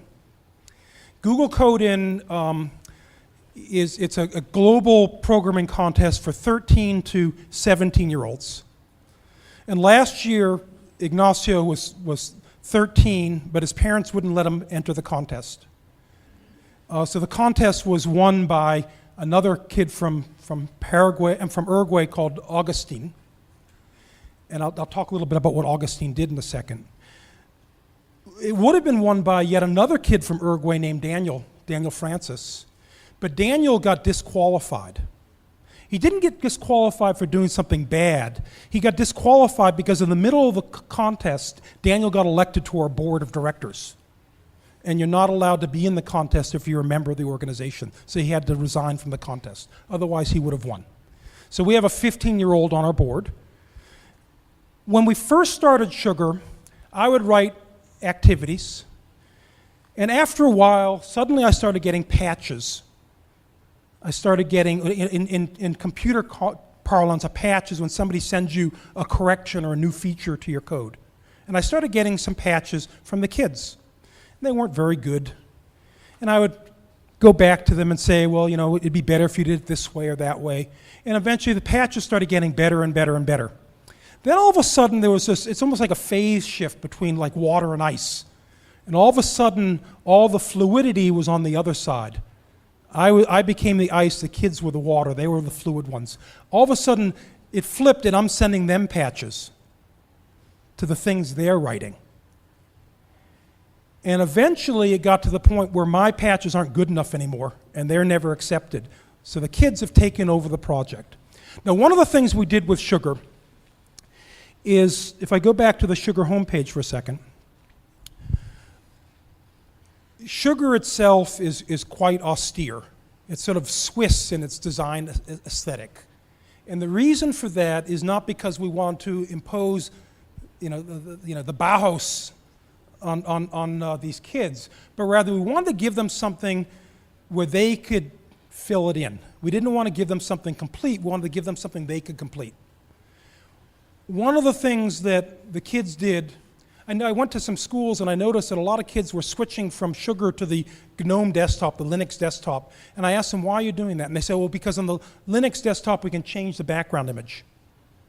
So what Augustine did last year, one of the projects he did for Google Code-In, is he changed Sugar so that you could load a background image. This was done by a 15-year-old and incorporated into Sugar. So every kid who uses Sugar now, they don't have to go to the GNOME desktop, they can do it right in Sugar thanks to Augustine. Daniel made it so you could have multiple desktops, because one of the things that happens is you go to class and the teacher doesn't want to see all this clutter. The teacher wants to see everything organized and nice and just the things the teacher wanted you to have. So Daniel made it so you can have multiple desktops. You can have the desktop that you use and then the desktop the teacher wants to see. It's sort of like when the boss comes in, you flip your screen so that it looks like you're working. So when the teacher comes in, you flip your desktop so it looks like you're working. What Ignacio did was this. Ignacio decided, I don't like the iconography. So he did this. So he made it so you can change the icons. So now I have a different icon. That was done by a kid. So the kids are completing Sugar. We gave them something incomplete. We gave them the means and the responsibility to complete it, and they do it. So Sugar is owned by the kids, it's not owned by me. I'm just another person in the organization, and I have to argue and fight for my changes to be accepted, and Ignacio usually wins. So this year, Ignacio's parents let him joined the contest. The contest started on Monday. I got off an airplane from Malaysia on Monday in Boston, and that instant I got home, the contest started, and I'm getting bombarded by these emails from all these kids all around the world who have no sense of time zone and no sense of patience with me.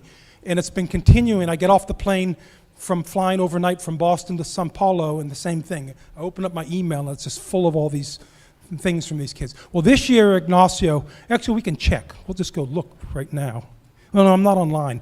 The contest lasts 7 weeks. The kids do these little programming tasks. Ignacio's already done twice as many as the next kid. Ignacio is going to win this year, I predict. He's relentless. Okay. Now, I want to talk a little bit about Brazil, and I want to talk about what I think was a missed opportunity. I think you probably recognize at least one person in this picture, maybe more than one. But in 2006, I think it was 2006, there was a handshake. Maybe it was early 2005. Yeah, I think the conversation started in 2005, but this must have been 2006. I can tell from the design of the laptop. These are keyboard lights. We don't have keyboard lights on the laptop anymore, so that dates the photo for me. I had a big fight with Negroponte. Keyboard lights or camera? Keyboard lights or camera? I won. We got a camera instead of keyboard lights. I think it was the right decision. But anyway, we were going to figure out a way to get laptops to the children of Brazil. And how many years ago was 2006? It was 9 years ago? Not much has happened. Now, again, remember, I left one laptop per child, so I have no vested interest in this particular hardware. I never got commission or anything anyway. It's a non-profit organization. And there was a big to-do back and forth with, a local Brazilian manufacturer or this or that. But the bottom line is very little has happened. Very little has happened. And what has happened has mostly been about getting hardware to the children and not getting learning to the children. And that's what we have to fix. So again, I don't care well, I do care to some degree, but I don't care what hardware it is, but I do care that the tools we give the kids are tools of learning, tools of expression, not just tools of consuming. Learning is not pouring information in your ear and spitting it back. Learning is risk-taking, making mistakes. It's back to the things that motivate children, the things that motivate people. Now, I'm going to sort of reference, an oblique reference to a book that I'm sure all of you read, but I call this the technology of the oppressed, or the technology of oppression, because this is a problem. This is a real problem. And the reason this is a problem, I'm going to turn this on, or maybe not. I don't know. If I plugged it in and turned it on, actually what you would see is you can actually run sugar on this. It's kind of cool that you can run sugar on this. But the problem is the following. It's very simple. I want kids to write. I want kids to program. We take away the keyboard? It's crazy. It's absolutely crazy. Worse yet, there are two reasons why these are popular. There are two reasons why these are taking over the marketplace. One of them is they're less expensive, although try repairing one. But they're less expensive. The other reason is that this is a vehicle for school as it is today. This is a vehicle for publishing and distributing textbooks and worksheets, and all the things we know have nothing to do with learning. But there's an industry, a big, powerful industry in Brazil, in the United States, in Europe, everywhere. There's an industry about this as a delivery vehicle for content. This is a content delivery vehicle. It's not a tool for learning. So the reason why this is bad news is because we're not giving the kids computation. We're not giving the kids tools for writing. We're giving them tools of consumption. And that's not going to change anything. Might make it less expensive to distribute textbooks, but I bet the textbook manufacturers figure out a way to get their money anyway. So it's just not the right idea. Now, on the other hand, I'm all for touch. Remember my rant about Steve Jobs leaving touch on the floor and giving us the mouse. Touch works. This is a picture. The laptop has touch. I love this picture. This is in a little village in India. This little child was using paint. And he's looking at his finger to see where the ink is. Because he'd never used a computer before. And usually when he paints, the ink gets on his finger and he can't figure it out. The nice thing about touch is it really does make it a lot easier for the young kids to get in the game. Because the mouse and the touchpad just require a level of dexterity, hand-eye coordination, that keeps these kids back from doing things. Keeps me back too. I had to take remedial typing. I never could do all those things. But the other thing about touch is sort of an indicator of a sensor-rich platform. Kids and all of us, we spend time in cyberspace, but we're corporal. We actually live in the physical world. And it's really important that kids interact with the physical world and work with the physical world and have ways of exploring and pulling the physical world into their explorations of computation. So we do a lot with sensors. We do a lot with the kids really measuring things, going out into the world, computing in vivo, computing not just in a lab, but computing is life. And life is physical. And especially for the young kids, it's really important that they have a physical experience. So I give the kids alligator clips so they can plug in and connect to anything and get data out. So the nice thing on this computer, the one feature that's unique about this computer was an idea of Seymour Papard's, which is you can plug a sensor right into the microphone port and get data. So it becomes a data gathering device. And you don't give the kids these packaged solutions, you just give them alligator clips. And they find things and they grab parts from old electronics and they explore the world and they figure things out and they make simple machines. And they do robotics. This is a project that Leia's involved in with a group from Montevideo with robotics. They program it with a turtle. The computer is the robot. They just put it onto a little platform, and away they go. So this is happening in Brazil right now, and it can happen. It can be here. You can do it. It can belong to you. It's your responsibility. I'm not going to do it for you. I couldn't do it anyway, and you wouldn't want what I do. But you want open up the door for these kids, and they'll do it. Give them the opportunity, give them the responsibility, and they'll do it. And I think, just 2 more slides, because I think I'm out of time. My clock went off down the bottom of the screen. I had a clock, and then my little parachute's my slide counter, and so I'm almost done, you can see. So one of the things that I'm pushing, again, is this idea of computation. Give children access to computation. Make computation be a low-shelf part of their toolkit. And so I'm promoting this concept called Turtle Art Day. And Turtle Art Day, we've got a lot of material. How do you get turtle art? How do you start to use turtle art, introduce turtle art to kids, become part of a broader community around turtle art, getting kids programming. And everything works in Portuguese. Everything's free. There's a really vibrant community of educators, both here in Brazil and around the world, that are part of this, and you guys should be part of it as well. And with that, I just want to say thank you. And I have my contact information, and I don't know if we have time for questions. We got started late, but thank you.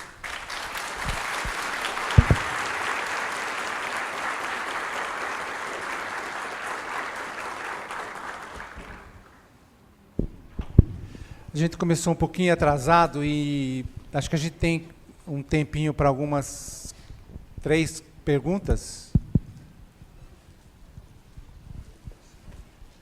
have to put your... Quem se habilita?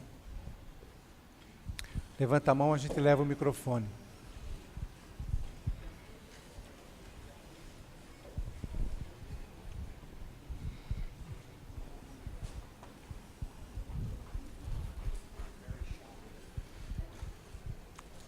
Eu faço a tradução. Em português. Olá, eu sou o Bruno, faço mestrado aqui em Artes na Unicamp. Gostaria de fazer a seguinte pergunta. O Japão e a Coreia do Sul fizeram um grande investimento há 40 anos atrás em educação e hoje eles são a potência que são.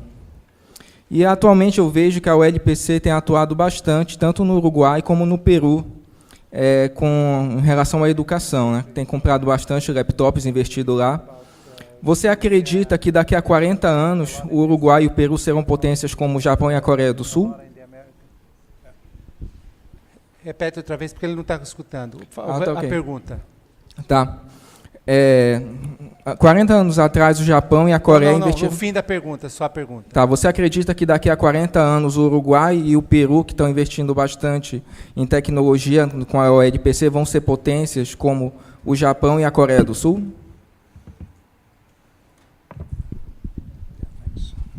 So, already there was an article in the New York Times about 6 months ago about the emergence of software industry in Uruguay. So it's already beginning to happen in Uruguay. Peru is a little bit more difficult situation just because Peru has got some of the most inaccessible places in the world. And it's just going to take longer there because of the difficulty of communication, the difficulty of access. But I'm encouraged because I was visiting in the Amazonas region of Peru, which is in the very northeast of Peru, and I went there to do a workshop with teachers. And the first thing I said to the teachers was, if you go, Microsoft is not going to make a house call here and repair things, and neither am I.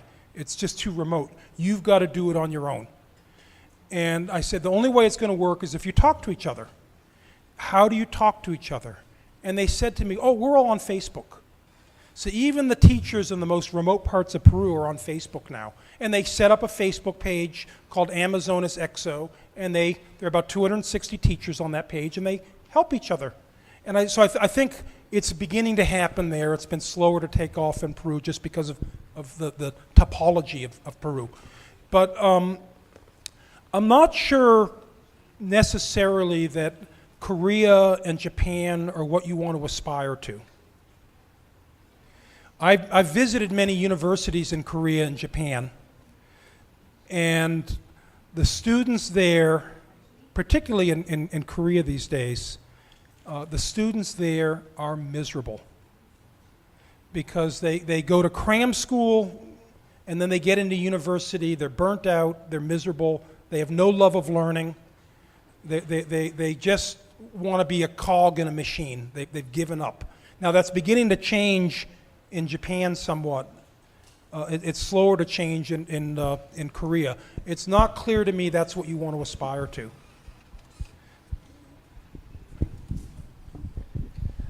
Tem mais alguma pergunta? No ambiente de programação apresentado, o local onde se faz o programa e onde ele roda é exatamente o mesmo espaço. Isso é bem diferente do Logo ou do Scratch. Tem alguma motivação para isso? Well, you use the space that you have. And I wanted to have as much space as possible to lay out the program. So that was a design decision. I actually think it's the right design decision. What I didn't show you is, typically when you're doing a one-to-one computing program, there's more than one kid, which means there's more than one computer. And one of the things you can do with the Turtle program that you can't do with Scratch, unfortunately. I tried to talk them into this, but they weren't interested. In Turtle Art, I can actually spread my programming across multiple machines. So I can be developing on this machine and watching my program execute on that machine. So multiple kids can work collaboratively together over the network on their programs. and make a unified space. So I've tried every trick I can think of to try to make a little bit more elbow room. One of the other problems with this, and it's even worse on your smartphone, is the screen is too small. And the screen is too small to even have comfortable reading, never mind programming. If you're programming, you need to spread out. You need to spread your ideas out so you can see them. And so you really need real estate. And so with Turtle Art, I made it so you can take advantage of all the real estate in the room. Any kid who's got a computer I can take advantage of as my workspace in Turtle Art. Outra pergunta? Aqui, por gentileza. Eu me chamo Laura Lima, sou do UFMT. Eu gostaria de fazer a seguinte pergunta ao professor. Você disse inicialmente sobre a contextualização de perguntas para vários engenheiros e pessoas do mundo todo. Qual o momento que você se lembra de grande aprendizado? Eu gostaria de fazer a mesma pergunta para o professor. Nesse seu projeto, qual momento, dentre todos esses, foi um momento de grande aprendizado autêntico para você?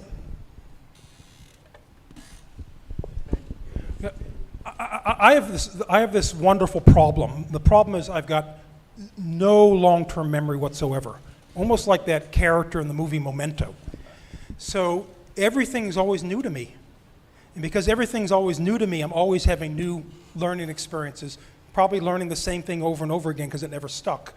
But every day when I'm programming, I'm learning something new. I learn from Ignacio and these other kids all the time. I'm constantly bumping up against challenges. I'm learning new from my grandson, who's in the middle of the screen there. I'm learning new when I'm making my pies, because I can never remember how I did it last time. So every time it's an experiment and it's something new, and I'm learning new. So my life is just, again, I think it's just because of this mental defect that I have. I'm always in this situation where I'm having to learn. Mais uma? Oi, tudo bom, professor Walter? Muito obrigado pela apresentação. Eu tenho uma questão que é a seguinte: nas escolas, pelo menos nas escolas convencionais, nós sempre temos a briga entre conteúdo e criatividade, né?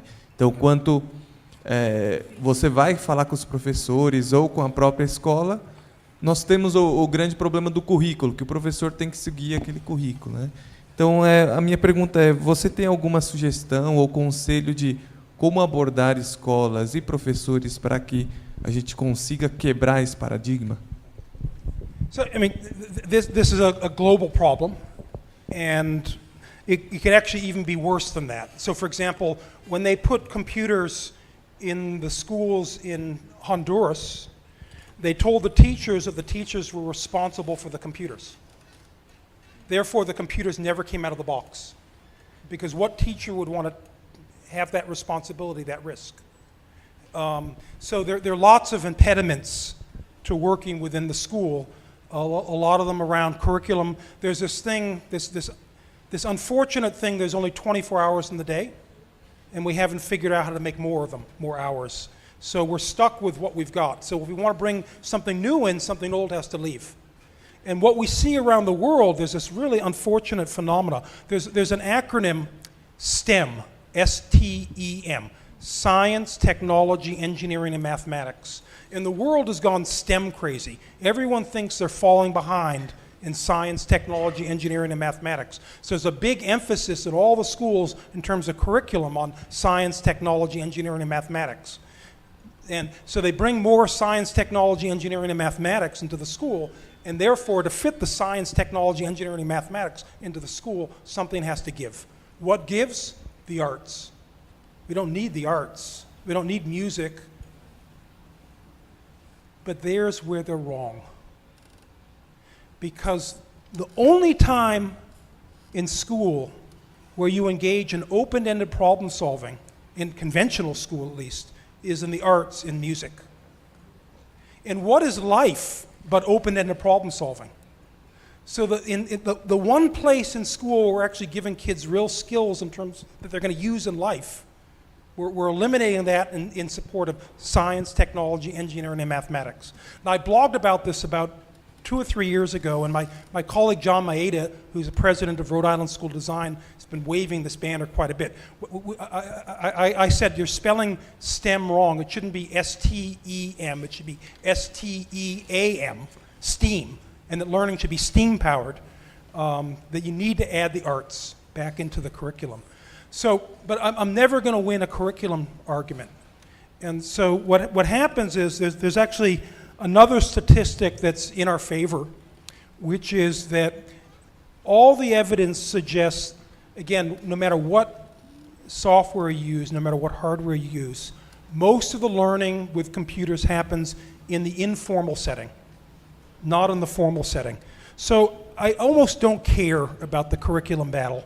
What I care about is making sure there's some time for informal use of the computer, regardless of whatever the curriculum goals are of the school or the classroom. And where do you get that? Well, mostly, initially, you get that in an extracurriculum program outside of the formal classroom, an after-school program, a Saturday program. And you see a lot of really rich experience in those kinds of programs. And eventually, as the teachers gain experience, as the kids bring new skills into the classroom, you see more and more of it brought into the traditional curriculum, and actually an undermining of the traditional curriculum.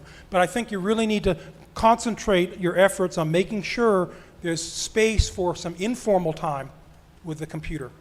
And that's where the real learning is going to happen. And then it'll eventually transfer. Now, you always have some teachers who are, life is a Gaussian distribution. And you always have some teachers that are 2 or 3 standard deviations out there who get it. I was telling some people the other day about my friend Rosamel from Uruguay. She's a teacher from the rural part of Uruguay. And she had her lesson plan for the week planned out. Monday morning, the whole week, she's got it in her head, everything ready for the kids. The kids come in, and one of the kids walks into the room with a loofah. A loofah is the natural sponge. And says to Rosamel, "Teacher, what is this?" Rosamel threw away the week of curricula and spent the week on loofah. And the kids spent the week using the computer to research what a loofah is, research whether or not they could grow it in their climate, in their community. Is it a cash crop? At the end of the week, they used Turtle to make a presentation to their parents about loofah and the opportunity that represented to their community. That's power. That's a great teacher using the computer as a tool to explore the things that are authentic to the children and authentic to the community. But that's magic. There aren't so many Rosamels out there yet, but there's some in this room, I'm sure. So they're going to lead the way to what happens in the classroom. In the meanwhile, figure out a way to make some informal settings. Bom, a gente tem mais uma pergunta, por favor. Quem?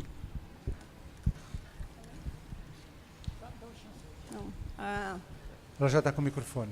Thank you for your wonderful lecture for us. And my question is related fala mais alto um pouquinho, não, em por português, favor. pode ser? Ok. Obrigado pela sua excelente apresentação. E a minha pergunta é relacionada um pouco à anterior. E eu gostaria de saber se, na sua opinião, é imprescindível a utilização de um computador para se criar esse novo tipo de aprendizado, que é de experimentação e de senso de propósito e de autonomia, como o senhor falou. Porque o senhor citou também que change is always a culture, never a technology installation. Do we need the technology nowadays to use as a driving force for kids? The translator kept on switching back and forth between Portuguese and English, but that's okay. I think I got the gist of the question. Okay. There's a long history of learning without computers. I don't think that the computer is a necessary ingredient for learning, nor do I think the computer is sufficient for learning. There are lots of ways in which you can engage children in doing authentic problem solving in their community. And the most important thing is to engage the children in authentic problem solving in their community. That said, boy, the computer is a powerful tool. The kids know it's a powerful tool. They know that it's part of how the world works today, and so they want to master it. They want to have that be part of their lives. And so it's an opportunity. Alan Kay, back in the 1970s, said computers are good for 5 things. The first thing on his list was getting and holding our attention. And that's true today, too. So there's an advantage there to the computer that doesn't exist in some of these other domains. So we should take advantage of that. Second reason why I think the computer is important is programming.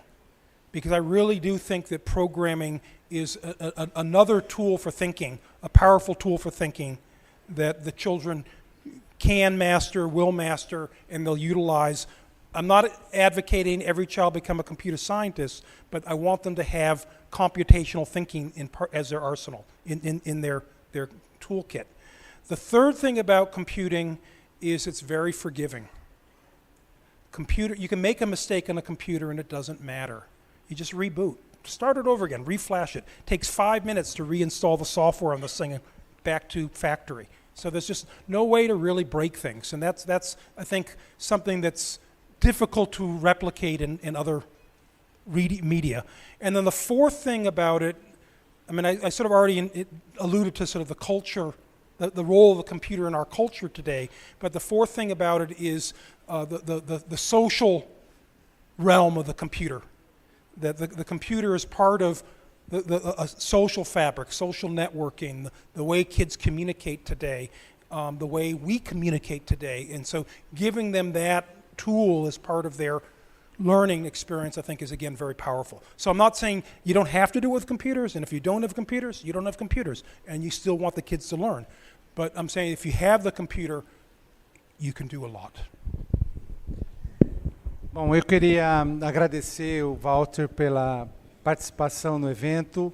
Como vocês viram, essa semana é a semana do Thanksgiving nos Estados Unidos. É muito difícil a gente ter pessoas, né, desse país, dessa cultura, sair do ambiente familiar e, como ele disse, aí ele tem bastante bolos e tortas para ser feitas ainda amanhã e na quinta-feira. Eu queria passar a ele, então, os nossos agradecimentos com uma pequena lembrança do evento. Obrigado, Walter. E agradecer mais uma vez a sua presença. Oh, thank you, and thank you for very interesting questions. E a gente volta a uma hora, é isso? 1h30?